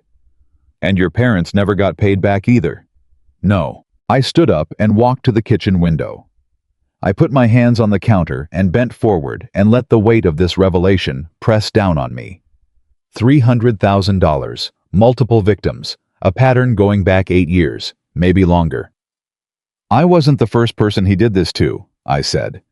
No, you were the biggest, but not the first. Who else? His friend Marco, $15,000. Nathan's college roommate Derek, $8,000. My parents, $20,000. And then there were the credit cards in my name that I didn't know about until I got a collections call 2 years ago. He opened credit cards in your name. 3 of them, maxed them out, $42,000 total. I turned around. Lauren, that's identity theft. I know. Did you report it? How could I? He's my husband. He's the father of my children. The same way I could sue my own son. Because the alternative is worse. She started crying. Not the dramatic kind. The quiet, exhausted kind. The tears of someone who's been holding everything together for so long that the seams have finally given out completely. I sat down next to her, and I took her hand, and I thought about how strange life is. 6 months ago, I thought Lauren was my enemy. I thought she was cold, controlling, complicit in everything Nathan did. And she was complicit in some ways. But she was also a victim. Not in the same way I was, but a victim all the same. We're going to get through this, I said. Both of us. How he's everywhere. He's in my phone, he's in my email, he's in my bank account. Even when he's not here, he's here. We'll change that. David can help you with the financial separation, and I think you need to talk to a therapist. Not because something is wrong with you, because something was done to you, and you need someone to help you see it clearly. She wiped her eyes. You sound like Margaret. Margaret and I were raised by the same woman. Our mother didn't take nonsense from anybody. Guess it runs in the blood. Lauren almost laughed. Almost. The next morning I called David and told him everything Lauren had shared with me. The full scope of Nathan's gambling. The other people he'd borrowed from. The credit cards in Lauren's name. The fake enrollment in the treatment program. David was quiet for a long time after I finished. Evelyn, this changes the criminal case significantly. How? Up until now, the Sheriff's Department has been investigating a single incident of elder financial exploitation. What you've just described is a pattern of fraud across multiple victims over many years.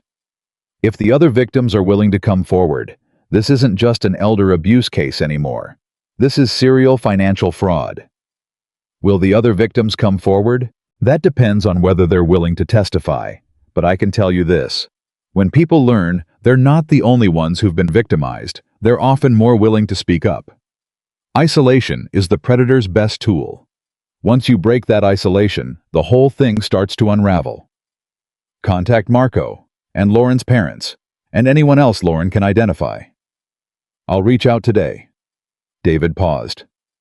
Evelyn, I want to be transparent with you about something. Go ahead. If the criminal investigation expands to include multiple counts of fraud, Nathan could face significant prison time, not just fines or probation, years. I closed my eyes. I want you to be prepared for that possibility, he said. Because once this train starts moving, it doesn't stop. I know. And I need to know if that's what you want, because there's still time to limit the scope. We can keep it focused on your case, your $90,000, and leave the rest alone. And let him keep doing this to other people. That's not what I'm suggesting. I'm asking if you're emotionally prepared for the consequences. David, my son, left me on a highway. He tried to steal my autonomy. He gambled away his family's future and lied about it to everyone who trusted him. If the law says there are consequences for that, then the law is right. I'm not going to protect him from the truth anymore. I spent 46 years doing that, and look where it got us. Then we move forward. We move forward. 5 days later, David called me with news that made my knees buckle. Marco Reyes is willing to testify. He came into my office this morning. He'd been carrying this for 3 years, Evelyn. 3 years of shame and silence, because Nathan convinced him that real men don't admit they got conned by a friend. How much did Nathan take from him? $15,000. Marco lent it to Nathan for what Nathan described as a medical emergency for Ryan. Marco said Nathan called him in a panic, said Ryan needed surgery, and the insurance wouldn't cover it. Ryan never had surgery. No, he didn't. But Nathan used his own child's name as bait. The same way he used your grandchildren's well-being to get your $90,000. I felt sick. Physically sick. There's more, David said. Lauren's father George called me after I reached out. He's willing to make a statement. He's angry, Evelyn. Not just about the $20,000. He's angry because Nathan looked him in the eye at Thanksgiving dinner 2 years ago and told him the house repair was done, showed him pictures from a home renovation website, and passed them off as his own work. He showed him fake pictures, downloaded from a contractor's portfolio. George only found out last week when Lauren told him the truth. How is George? Heartbroken. His words, not mine. He said he treated Nathan like a son, and Nathan treated him like an ATM. By the end of that week, David had statements from 3 additional victims. Marco, George and his wife Patricia, and a woman named Sandra Bellini, Nathan's former co-worker, who had lent him $12,000 2 years ago for what Nathan called an emergency tax payment. Sandra had never been repaid and had been too embarrassed to pursue it. Total documented fraud across all victims, including mine, came to $179,000. Officer Daniels called me on a Friday afternoon. Her voice was measured and professional, but I could hear something underneath it. Urgency. Mrs. Carter, I wanted to update you personally. Based on the expanded evidence and additional victim statements, the county attorney's office has decided to convene a grand jury. A grand jury? Yes, ma'am. To consider multiple felony charges of fraud, financial exploitation, and identity theft. When? Within the next 45 days. Does Nathan know? His attorney has been notified. I hung up the phone and sat in my living room. Through the wall, I could hear Chloe practicing spelling words with Lauren. I could hear Ryan making explosion sounds with his mouth while he played with his action figures. Those children's father was about to be indicted by a grand jury, and their grandmother was the one who set it all in motion. Was I doing the right thing? Was I protecting my family, or was I destroying it? Was there a difference anymore? I called Margaret. I didn't even say hello. I just said, "Am I a good person?" Margaret knew exactly what I was asking. "You're the best person I know." Then why does this feel so terrible? Because you're grieving Evelyn. You're grieving the son you thought you had. And grief doesn't care whether you're right or wrong. It just hurts. The grand jury is convening. I heard. He could go to prison. He could. And those kids in there playing and laughing and doing their homework, they're going to grow up knowing their father went to prison. No, they're going to grow up knowing their father faced consequences for his actions. There's a big difference. And they're going to grow up knowing that their grandmother loved them enough to do the hardest thing imaginable. Margaret, What if they hate me for it? They won't. Not when they understand. And one day they will understand. Promise me. I promise you, Evelyn. Those kids adore you, and kids are smarter than we give them credit for. They see more than we think. 3 days later, I learned exactly how much Chloe could see. I was sitting on the couch in the evening, reading a book, or trying to read a book. My mind kept drifting to Nathan, to the grand jury, to the payments, to everything. Chloe came and sat down next to me. She was quiet for a moment, which was unusual for her. Chloe always had something to say. Grandma? Yes, sweetheart. Is Daddy in trouble? My stomach dropped. Why do you ask that? Because Mom cries at night when she thinks we're asleep. And because we've been living here for a long time. And because Daddy doesn't come to see us. 11 years old. This child was 11 years old, and she was reading the situation more clearly than any of the adults had for years. Your daddy is going through some things right now, I said carefully. Grown-up things that don't have anything to do with you or Ryan. Is he going through them because of the money? What do you know about the money? I heard him in the car that day, when we were on the road trip. I wasn't watching the tablet. I was listening. My blood ran cold. What did you hear, baby? He told you to forget about the money, and you said no. And then he got really mad and stopped the car and made you get out. And we drove away, and I looked out the back window, and you were standing there by yourself, and I cried. I pulled her close. I pulled her so close that her head was against my chest, and I could feel her small body trembling. Why didn't you tell me? I whispered. Because Daddy said you wanted to stay there. He said you wanted some alone time. But I knew that wasn't true. I saw your face, Grandma. You didn't want to stay. No, baby, I didn't want to stay. Is that why we're here now? Is that why Mom is sad all the time? I held her face in my hands. Those beautiful brown eyes, so much like Nathan's when he was her age, before everything went wrong. Chloe, listen to me. Sometimes the people we love make mistakes, big mistakes. And sometimes the best way to love them is not to pretend the mistakes didn't happen, but to make sure they can't keep making them. Are you mad at Daddy? I was, for a long time. Now I'm mostly sad. Me too. But here's what I want you to know, and I need you to really hear this. None of this is your fault. Not a single part of it. You are loved. By me, by your mom, by Aunt Margaret, by everyone in this house. You are safe, and you are going to be okay. Promise. I promised on Grandpa Frank's memory, and Grandpa Frank never broke a promise. She hugged me tight. Then she pulled back and said, Grandma, I think Daddy needs help. Like the kind of help where someone teaches you how to be better. 11 years old. And she understood what Nathan still couldn't admit. You're right, sweetheart. He does. Will he get it? I hope so. She went to bed. I sat there in the dark, and I cried harder than I had since the day Frank died. Because my granddaughter had been carrying that burden, that memory of watching her grandmother abandoned on the highway for months. In silence. Alone. Nathan had damaged his children in ways he probably couldn't even comprehend, and that was the moment I stopped feeling guilty about the grand jury. 2 weeks later, Nathan was indicted on 4 counts of felony fraud, 1 count of elder financial exploitation, and 2 counts of identity theft related to the credit cards he'd opened in Lauren's name. David called me with the news. The grand jury returned the indictment this morning. Nathan was arrested at his home at 6 a.m.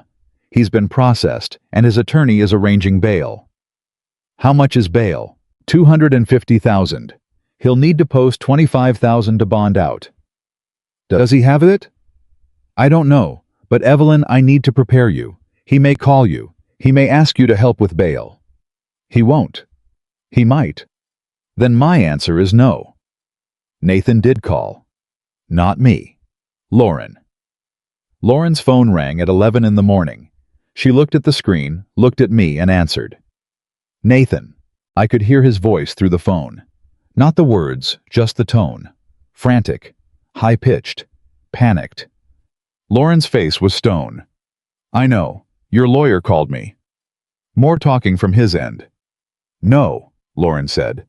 I'm not posting your bail. The voice got louder. Because I can't, Nathan. And even if I could, I wouldn't. Shouting now. I could make out individual words. Unbelievable. My own wife. The kids. Don't use the kids, Lauren said, and her voice cracked but held. Don't you dare use those children against me one more time. They are the reason I'm standing here doing this. Because I refuse to let them grow up thinking this is normal. She hung up. She put the phone on the table and pressed her palms against her eyes. He wants me to bail him out. I heard. I can't do it, Evelyn. I know he's my husband, but I can't. You shouldn't. What if this ruins the kids? What if they grow up and they hate both of us? Chloe came to me 3 nights ago. She told me she heard everything in the car. She told me she saw me standing on the highway as you drove away. She told me she cried. Lauren's face collapsed. She heard every word. And you know what she said? She said her daddy needs the kind of help where someone teaches him how to be better. Lauren put her head on the table and sobbed. Our children are stronger than we think, I said, and they deserve better than what we've been giving them. All of us. Nathan especially. But us too. Every time we covered for him, every time we made excuses, every time we looked the other way, we taught those kids that lies are acceptable. That's over now. Nathan made bail 3 days later. His friend, the same Marco he'd stolen $15,000 from years ago, paid it. When David told me, I almost couldn't believe it. Marco posted Nathan's bail. After what Nathan did to him. Marco's statement to me was, and I'm paraphrasing, that he was posting bail because everyone deserves a chance to face their charges with dignity. But he was also testifying at trial because everyone deserves to face the truth. That's a better man than my son. That's a man who's choosing accountability over revenge, which I might point out is exactly what you've been doing. Nathan was released on conditions. No contact with me. No contact with Lauren, unless through attorneys regarding the children. Mandatory enrollment in a certified gambling treatment program with weekly verified attendance. Surrender of his passport. Weekly check-ins with a pretrial officer. For the first time in months, the phone stopped ringing. The texts stopped coming. The pressure stopped. And in that silence, something started to grow. Something I hadn't felt in so long, I'd forgotten what it was called. Peace. Not happiness. Not yet. But peace. The quiet, exhausted peace of someone who has finally stopped running from the truth. Lauren filed for legal separation on a Thursday. She told me the morning she did it standing in my kitchen with a cup of coffee she wasn't drinking. I filed the papers this morning. How do you feel? Terrified, relieved, guilty, all at the same time.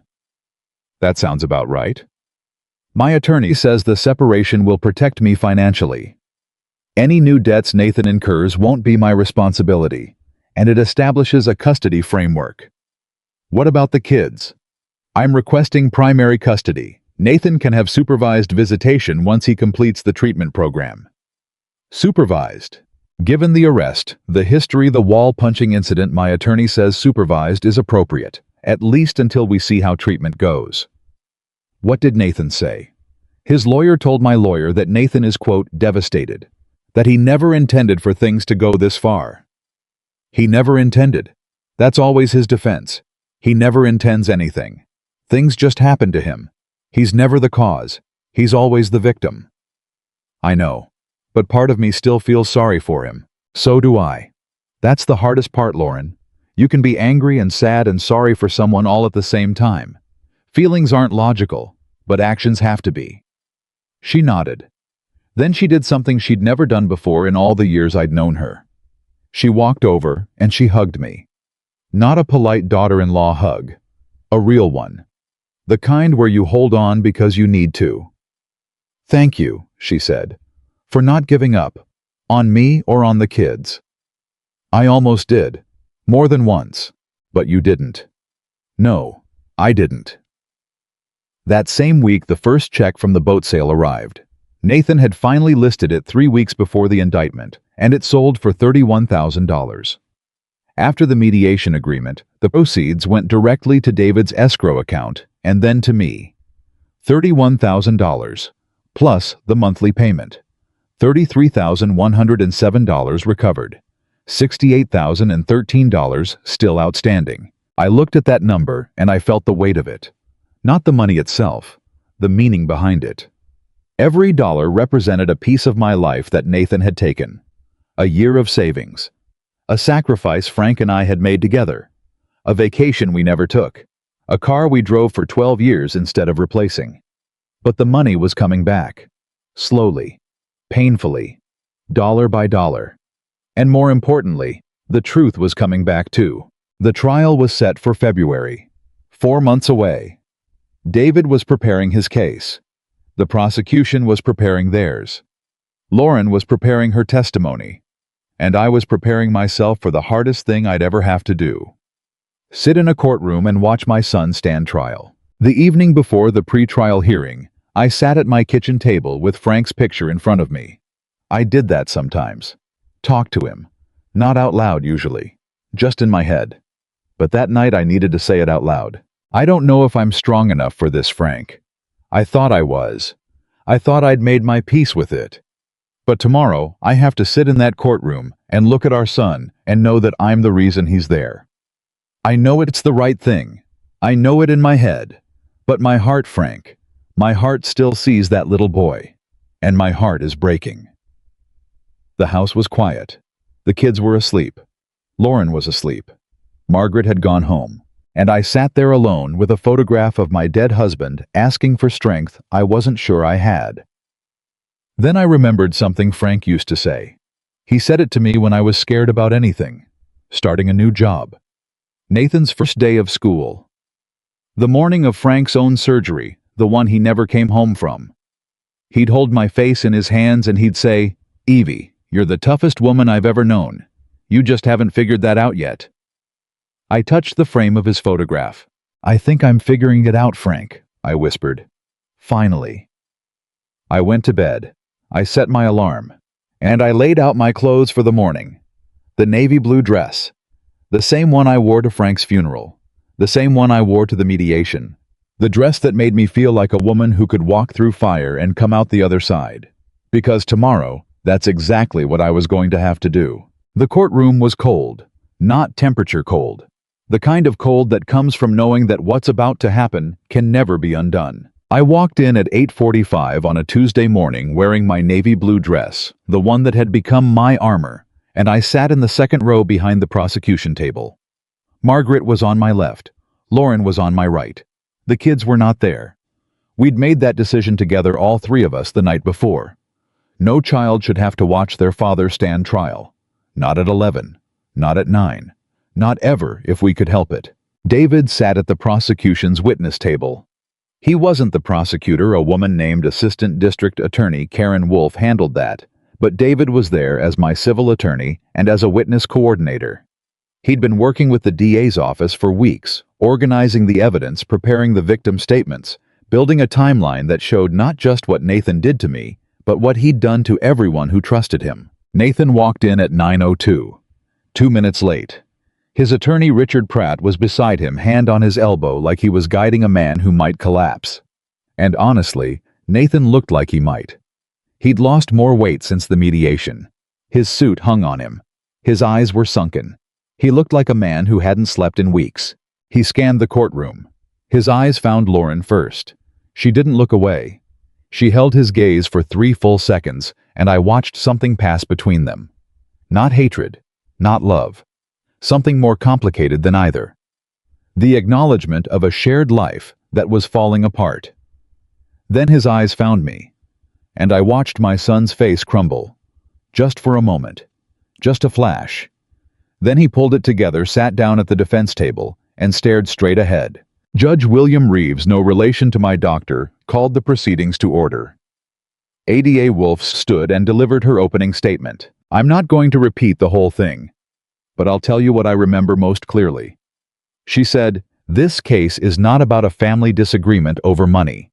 This case is about a man who systematically identified the most vulnerable people in his life. People who loved him, who trusted him, who would have done anything for him, and exploited that trust for personal gain. He did it to his mother. He did it to his wife. He did it to his friends. He did it to his in-laws. And he did it knowing that the very love these people felt for him was the thing that would keep them silent. Nathan flinched when she said that. I saw it. A full-body flinch, like the words had hit him physically. Pratt's opening was what you'd expect. A man under financial pressure. A gambling addiction that clouded his judgment. Poor decisions, not criminal intent. A family tragedy, not a fraud scheme. He asked the jury to see a man who needed help, not punishment. I listened to Pratt's words, and I thought about all the years I'd made the exact same argument in my own head. He's not bad. He's struggling. He needs help. He didn't mean it. But meaning it and doing it produced the same result. And at some point, the reason behind the damage matters less than the damage itself. The prosecution called their first witness, Marco Reyes. Marco was a big man, broad-shouldered, the kind of guy who looked like he could handle himself in any situation. But when he sat in that witness chair and raised his right hand, I saw his fingers trembling. Mr. Reyes. ADA Wolf said, "Can you describe your relationship with the defendant?" Nathan was my best friend, since college. We were roommates freshman year. I was the best man at his wedding. And can you tell the court about the financial transaction in question? Marco took a breath. 3 years ago, Nathan called me. He was upset, crying.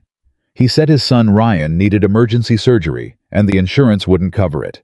He said he needed $15,000 or they'd have to delay the procedure and Ryan could have permanent complications. And what did you do? I wired him the money that same day.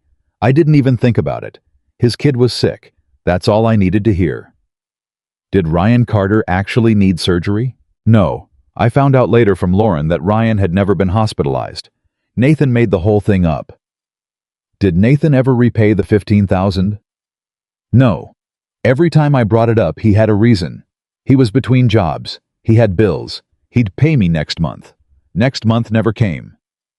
Did there come a point when you stopped asking? Marco's jaw tightened. Yeah. About a year in I stopped. Because every time I asked, I felt like I was the bad guy. Like I was the one being unreasonable for wanting my money back. Nathan had this way of turning things around. He'd make you feel guilty for holding him accountable. And I fell for it. Every time. How did you feel when you learned there were other victims? Honestly relieved, and then furious. Relieved because I thought I was the only one dumb enough to fall for it. Furious because I realized he had a playbook. He used the same tactics on everyone. The crying, the emergency, the guilt. It was a formula. I watched the jury while Marco testified. 12 faces, 6 women, 6 men. Some of them were looking at Nathan. Some were looking at Marco. A woman in the front row, maybe 60 years old, was gripping the armrest of her chair. I wondered if she had a son. I wondered if she was imagining herself in my seat. The prosecution called George Hawkins next, Lauren's father. George was 70, retired military, the kind of man who shook your hand like he meant it and looked you in the eye when he talked. He'd driven from New Mexico for this. Mr. Hawkins, when Nathan Carter asked you for $20,000, what reason did he give? He said the house needed emergency foundation repair. He showed me pictures on his phone. A cracked foundation. Water damage. He said if they didn't fix it immediately, the whole thing could shift and become uninhabitable. Were those pictures of his actual home? No, ma'am. They were downloaded from a contractor's website. I found that out about a month ago when my daughter told me the truth. How did that make you feel, Mr. Hawkins? George's voice dropped. My daughter married this man. I welcomed him into my family. I treated him like my own son. And he looked me in the face over Thanksgiving turkey and lied to me without blinking. He used my love for my daughter and my grandchildren to rob me. That's not a mistake. That's not a lapse in judgment. That's a man who knows exactly what he's doing and doesn't care who he hurts. Pratt objected. Judge Reeves sustained. But the jury had already heard it. Sandra Bellini testified next. She was brief and precise. Nathan had told her he owed an emergency tax payment and would lose his wages to garnishment if he didn't pay immediately. She'd lent him $12,000 from her retirement savings. He'd promised to repay her within 60 days. 2 years later, she hadn't seen a cent. Why didn't you pursue legal action sooner? Ada Wolf asked. Because I was embarrassed. I'm a 61-year-old woman. I should have known better. That's what I kept telling myself. I should have known. But he was my coworker. I saw him every day. He sat 3 desks away from me. And every morning he'd say good morning and smile and ask about my cat. And I'd think this can't be the same person who stole $12,000 from me. People who steal from you don't ask about your cat. Someone on the jury actually shook their head at that. I saw it. Then they called Lauren. I felt her body tense next to me before the bailiff called her name. She stood up, smoothed her skirt, and walked to the front of the courtroom. She didn't look at Nathan, not once. Mrs. Carter, you are the defendant's wife. Is that correct? Yes. We've been married 14 years. I filed for legal separation 3 months ago. Can you tell the court about your husband's gambling? Nathan has been gambling since before we were married. It started small sports betting. Over the years it escalated. Online poker, casino apps, eventually in-person gambling at casinos. He hid the losses and showed me the wins. I didn't understand the full scope until about 2 years ago when I received a collections call for a credit card I didn't know existed. A credit card in your name? Yes, one of 3. Nathan opened 3 credit cards using my personal information without my knowledge or consent. The total balance across all 3 was $42,000. A murmur went through the courtroom. Judge Reeves called for order. Mrs. Carter, you were present on the day your mother-in-law was left at a highway rest stop. Can you describe what happened? Lauren gripped the rail of the witness box. Nathan planned it beforehand.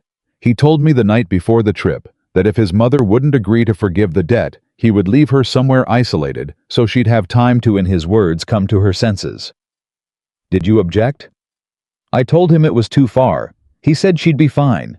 He said she was tougher than she looked and that a few hours alone would make her realize what she stood to lose.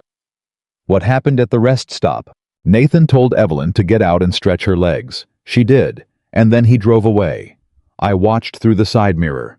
She ran after the car. She was banging on the window. She was saying her medication was in the trunk. What did you do? Lauren's voice broke. Nothing. I did nothing. I sat in that car, and I let my husband drive away from his 72-year-old mother in the middle of the desert. I'm going to have to live with that for the rest of my life. I was crying. I couldn't help it. Margaret grabbed my hand. Did Nathan ever go back for her? Ada Wolf asked. No. His sister Margaret picked her up 4 hours later. Nathan didn't call. He didn't text to see if she was safe. He sent one message 4 hours later that said, "Hope you're doing okay. Think about what we discussed." That was it. In your estimation, Mrs. Carter, was the highway incident an impulsive decision or a calculated one? Calculated. Nathan had been calculating everything from the beginning. The phone call to his mother asking for money. The fake story about losing the house. The amount he asked for, $90,000, which was almost exactly what he owed in gambling debts. He researched how much she had in savings before he ever picked up the phone. He knew what he was doing. Every step. Nathan leaned over to Pratt and whispered something. Pratt shook his head. Nathan sat back, his jaw clenched. The prosecution rested that afternoon. Pratt called Nathan to the stand the next morning. I sat in that courtroom and watched my son raise his right hand and swear to tell the truth. And part of me, the mother part, the part that never dies, no matter what your child does, that part prayed he actually would. Pratt walked Nathan through his version of events. The financial pressure, the gambling addiction that spiraled out of control, the shame that prevented him from asking for help through legitimate channels, the desperation that drove him to make terrible decisions. Nathan cried on the stand. Real tears as far as I could tell. He talked about losing control, about the first time he won big, and how it felt like a solution to everything, about how the losses mounted and the lies got bigger and the hole got deeper until he couldn't see a way out. I never wanted to hurt anyone, Nathan said. Every time I borrowed money, I genuinely believed I would pay it back. I believed the next bet would be the one that fixed everything. And your mother? Pratt asked. Can you describe your relationship with her? My mother is the best person I know. She gave everything for me my entire life. And I took advantage of that. I used her love against her. I'm not going to sit here and deny it. I gripped Margaret's hand so hard she winced. The highway incident, Pratt continued. What was going through your mind? I was desperate. She wasn't going to forgive the debt, and I knew that if she didn't, I'd never be able to keep up with the payments. I wasn't thinking about her safety. I wasn't thinking about her medication. I was thinking about myself. And that's the truest thing I can say. I was only thinking about myself. Do you have anything you'd like to say to the people you've hurt? Nathan looked at the jury. Then he looked past them directly at me. Mom, I'm sorry. Not the kind of sorry that expects forgiveness. I don't deserve forgiveness. I'm sorry because you deserved a better son. Dad deserved a better son. Chloe and Ryan deserve a better father. And I don't know if I can be that person. But I want to try. For the first time in my life, I actually want to try. Not because I'm afraid of prison, because I finally see what I've done. And it's the worst thing I've ever had to look at. The courtroom was silent. I didn't respond. I couldn't. My throat was closed. ADA Wolf stood for cross-examination. Mr. Carter, you testified that you genuinely believed you would pay back the money you borrowed. Is that correct? Yes. When you borrowed $15,000 from Marco Reyes, using a fabricated story about your son needing surgery, did you genuinely believe you'd repay that? Yes. When you opened 3 credit cards in your wife's name without her knowledge, did you genuinely believe you'd pay those off before she found out? Yes, at the time. When you called your cousin Diane and told her your mother was showing signs of cognitive decline, were you genuinely concerned about her mental health, or were you trying to discredit her so she couldn't enforce the loan agreement? Nathan didn't answer. Mr. Carter, I was trying to protect myself by lying about your mother's mental competency. Yes. By potentially seeking conservatorship over a woman who, according to her physician's evaluation, has better cognitive function than most people her age. I wasn't going to go through with the conservatorship. But you laid the groundwork for it. You made the calls. You planted the seeds. Yes. Mr. Carter, at what point in the past 8 years of lying, stealing, and manipulating the people who love you did you genuinely intend to stop? Pratt objected. Judge Reeves overruled. Nathan stared at the prosecutor. I don't know. That's the most honest thing you've said today. The jury deliberated for 6 hours. 6 hours. I sat in the hallway with Margaret and Lauren, and we didn't talk much. There wasn't much left to say. Everything had been said. Everything had been documented, testified to, cross-examined, and laid bare. At 4:17 in the afternoon, the jury came back. Guilty on all counts. 4 counts of felony fraud. 1 count of elder financial exploitation. 2 counts of identity theft. Nathan stood motionless while the verdict was read. He didn't cry. He didn't react. He just stood there like a man watching his own life from very far away. I looked at him across that courtroom, and I felt something I didn't expect. Not triumph, not satisfaction, not even relief. I felt free. Free from the lies. Free from the pretending. Free from the exhausting, soul-crushing work of loving someone who treated that love like a credit card with no limit. Sentencing came 6 weeks later.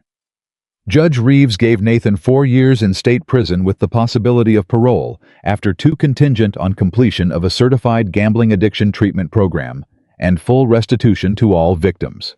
4 years. My son was going to prison for 4 years. I didn't attend the sentencing. I couldn't. I'd reached my limit. Margaret went. She called me afterward. It's done, she said. How did he look? Scared, young, like a kid who finally understands that actions have consequences. Good. Are you okay? No, but I will be. The weeks after sentencing were the quietest of my life. Lauren and the kids stayed with me while Lauren finalized the separation and looked for an apartment nearby. She wanted to stay in Tucson, close to me, close to the school the kids had transferred to. One evening about a month after the trial, I was sitting in the kitchen doing a crossword puzzle when Ryan came in. He climbed up on the chair next to me and watched me fill in letters for a while. Grandma. Yes, sweetheart. When is Daddy coming home? I put down my pencil. Not for a while, buddy. Is he in jail? Lauren and I had told the kids a simplified version. Daddy made some mistakes and has to go to a place where they help people learn to make better choices. But Ryan was 9 now going on 10, and he was putting the pieces together. Yes, I said. He is. Because of the money. Because he did some things that hurt people. And when you hurt people, there are consequences. Did he hurt you? Yes. Are you still mad? I'm not mad anymore, Ryan. I was for a long time. But being mad takes a lot of energy. And I'd rather use my energy on you and Chloe and your mom. He thought about that. I want to visit him. We can arrange that, when you're ready. I'm ready now. Then we'll talk to your mom about it. He nodded. Then he said something that surprised me. Grandma, I think Daddy is sorry, like really sorry, not fake sorry. What makes you say that? Because he wrote me a letter, from the jail, and it wasn't the way he usually talks. It was different, like he was trying really hard to say the truth. Can I see the letter? Ryan went to his room and came back with a folded piece of paper, lined notebook paper. Nathan's handwriting, which I would recognize anywhere because I'd helped him practice it when he was 6 years old. I read it. Dear Ryan, I know you're confused about why Daddy isn't home. I want you to know that I did some things that were wrong. I lied to people. I took money that wasn't mine. I hurt Grandma and Mommy and some of my friends. I told myself I was doing it for our family, but that wasn't true. I was doing it because I was scared and I didn't know how to ask for help the right way. That's not an excuse. There is no excuse.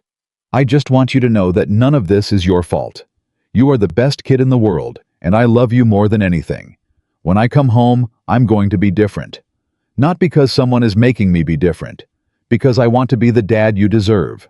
I love you, buddy. Dad. I read it twice. Then I folded it carefully and gave it back to Ryan.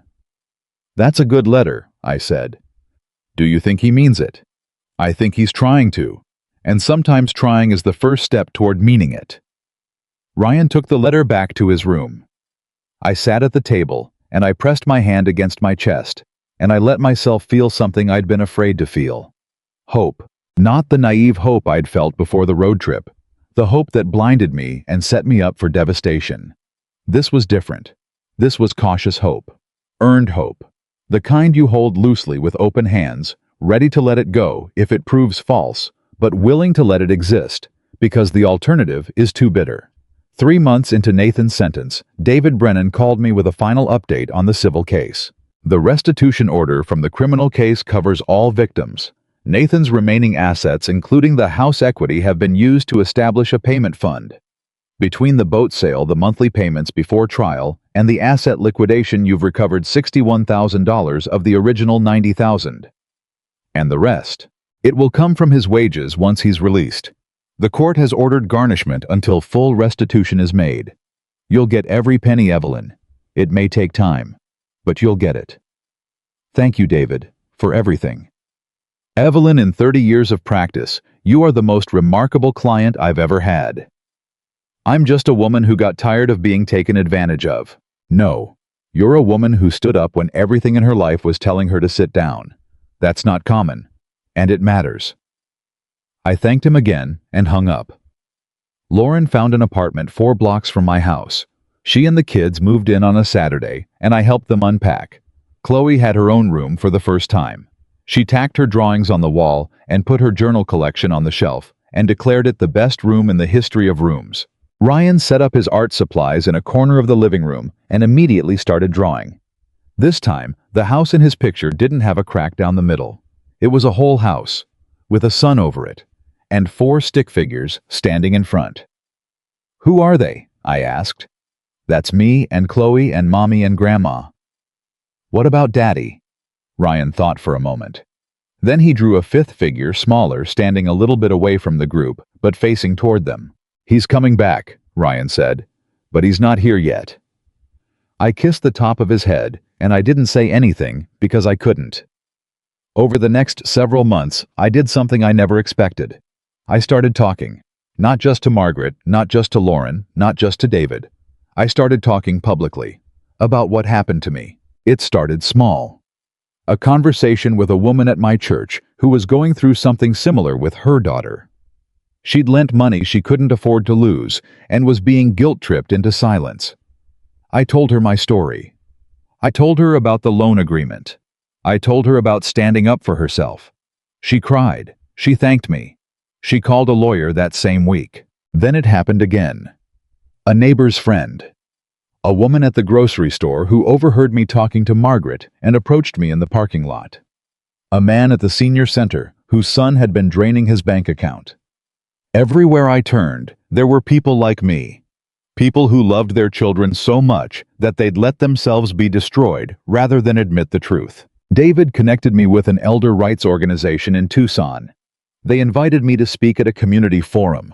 I said yes before I could talk myself out of it. I stood at a podium in front of 67 people, 67 strangers, and I told my story from beginning to end.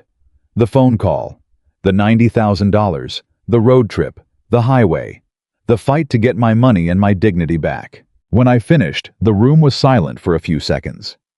Then a woman in the back row stood up and started clapping. Then the man next to her. Then the whole room. I stood there at that podium, and I let the applause wash over me, and I thought about the woman Nathan left on that highway. The woman who stood in the dust watching her son's taillights disappear.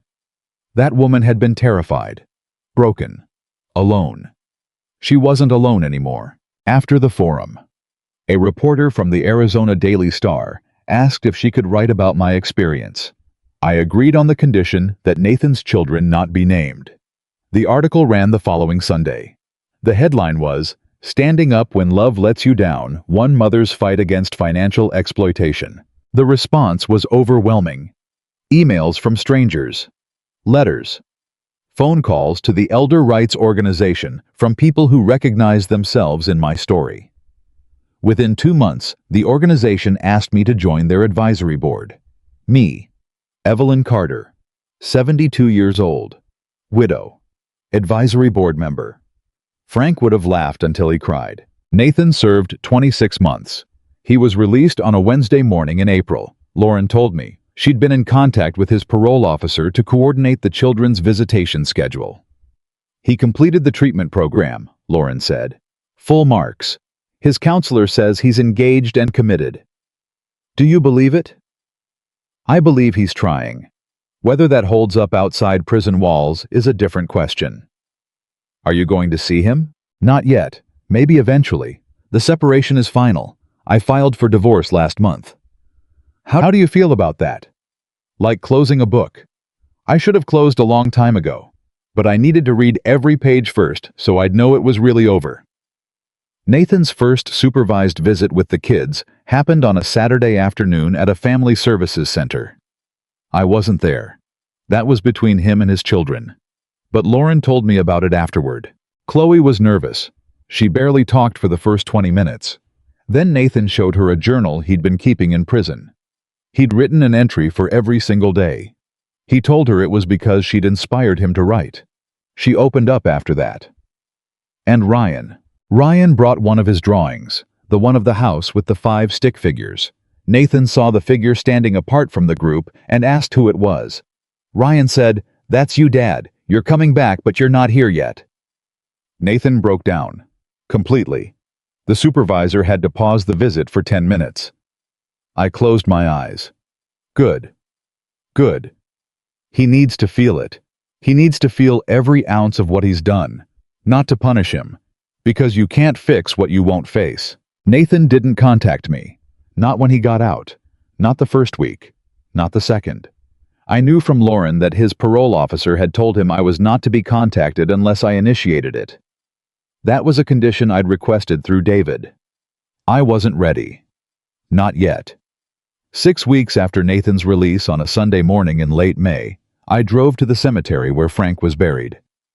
I sat on the bench next to his headstone, and I talked to him the way I always did. It's been exactly 1 year, Frank. 1 year since Nathan left me on that highway. I didn't think I'd survive it. Not the being left part. The afterward. The fighting. The legal battle. The trial. Watching our son go to prison. I didn't think I was strong enough, but you know what I was. I am. I paused. A bird was singing somewhere nearby. The money's coming back, slowly. But it's coming. The kids are good. Chloe made the honor roll. Ryan won an art contest at school. Lauren is working full-time, and she's the best mother I've ever seen besides me, of course. And Margaret? Well, Margaret is Margaret. She'll outlive us all on sheer stubbornness. I touched the headstone. Nathan's out. He's in a halfway house. He's going to meetings. His counselor says he's doing the work. I don't know if I believe it yet, but I'm open to believing it, and I think that's enough for now. I stood up. My knees ached. 73 now. Everything ached a little more than it used to. I love you, Frank. I wish you were here. But if you were here, maybe I never would have found out how strong I am on my own. And as much as I hate that, I think I needed to know. 2 weeks later, I picked up the phone and called Nathan. He answered on the first ring, like he'd been waiting. Mom? Nathan. I didn't think you'd call. Neither did I. Silence. But not the hostile kind. The careful kind. The kind between two people who are choosing every word because they know the wrong one could shatter something fragile. How are you? He asked. I'm okay. How are you? Sober. Employed. Going to meetings every day. Living in a halfway house on the east side. I know. Lauren tells you.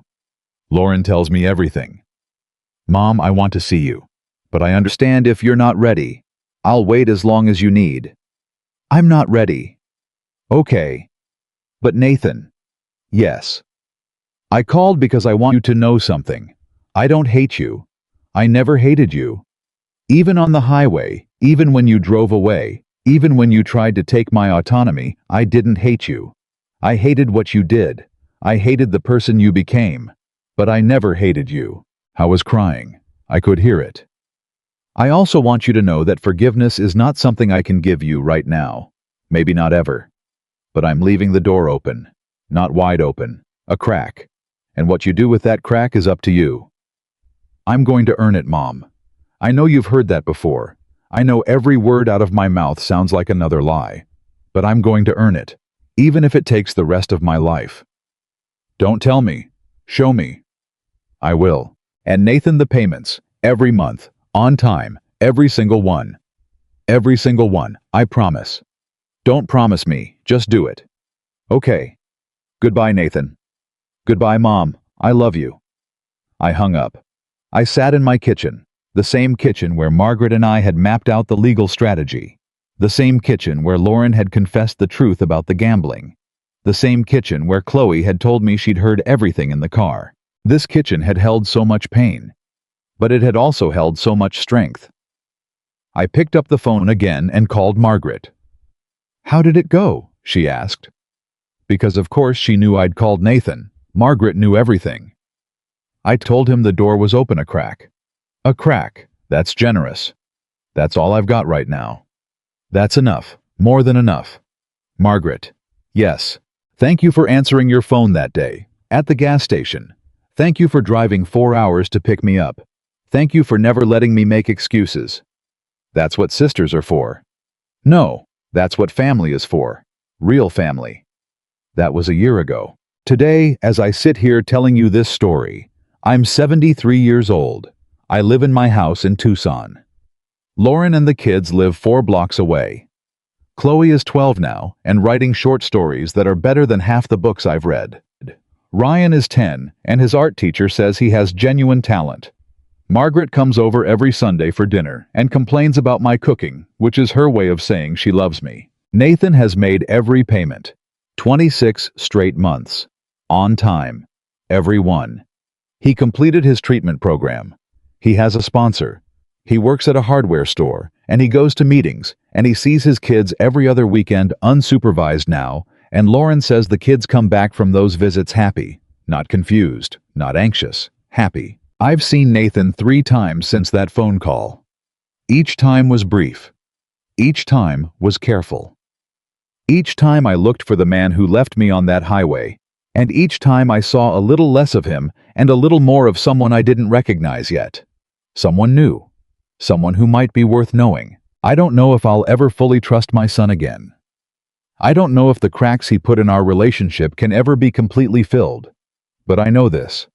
I know that standing on that highway abandoned and afraid with no medication and a dying phone was the worst moment of my life. And I know that same moment was the beginning of the best version of myself. Nathan thought he was leaving behind a helpless old woman who would crumble and surrender and give him whatever he wanted just to keep the peace. He was wrong.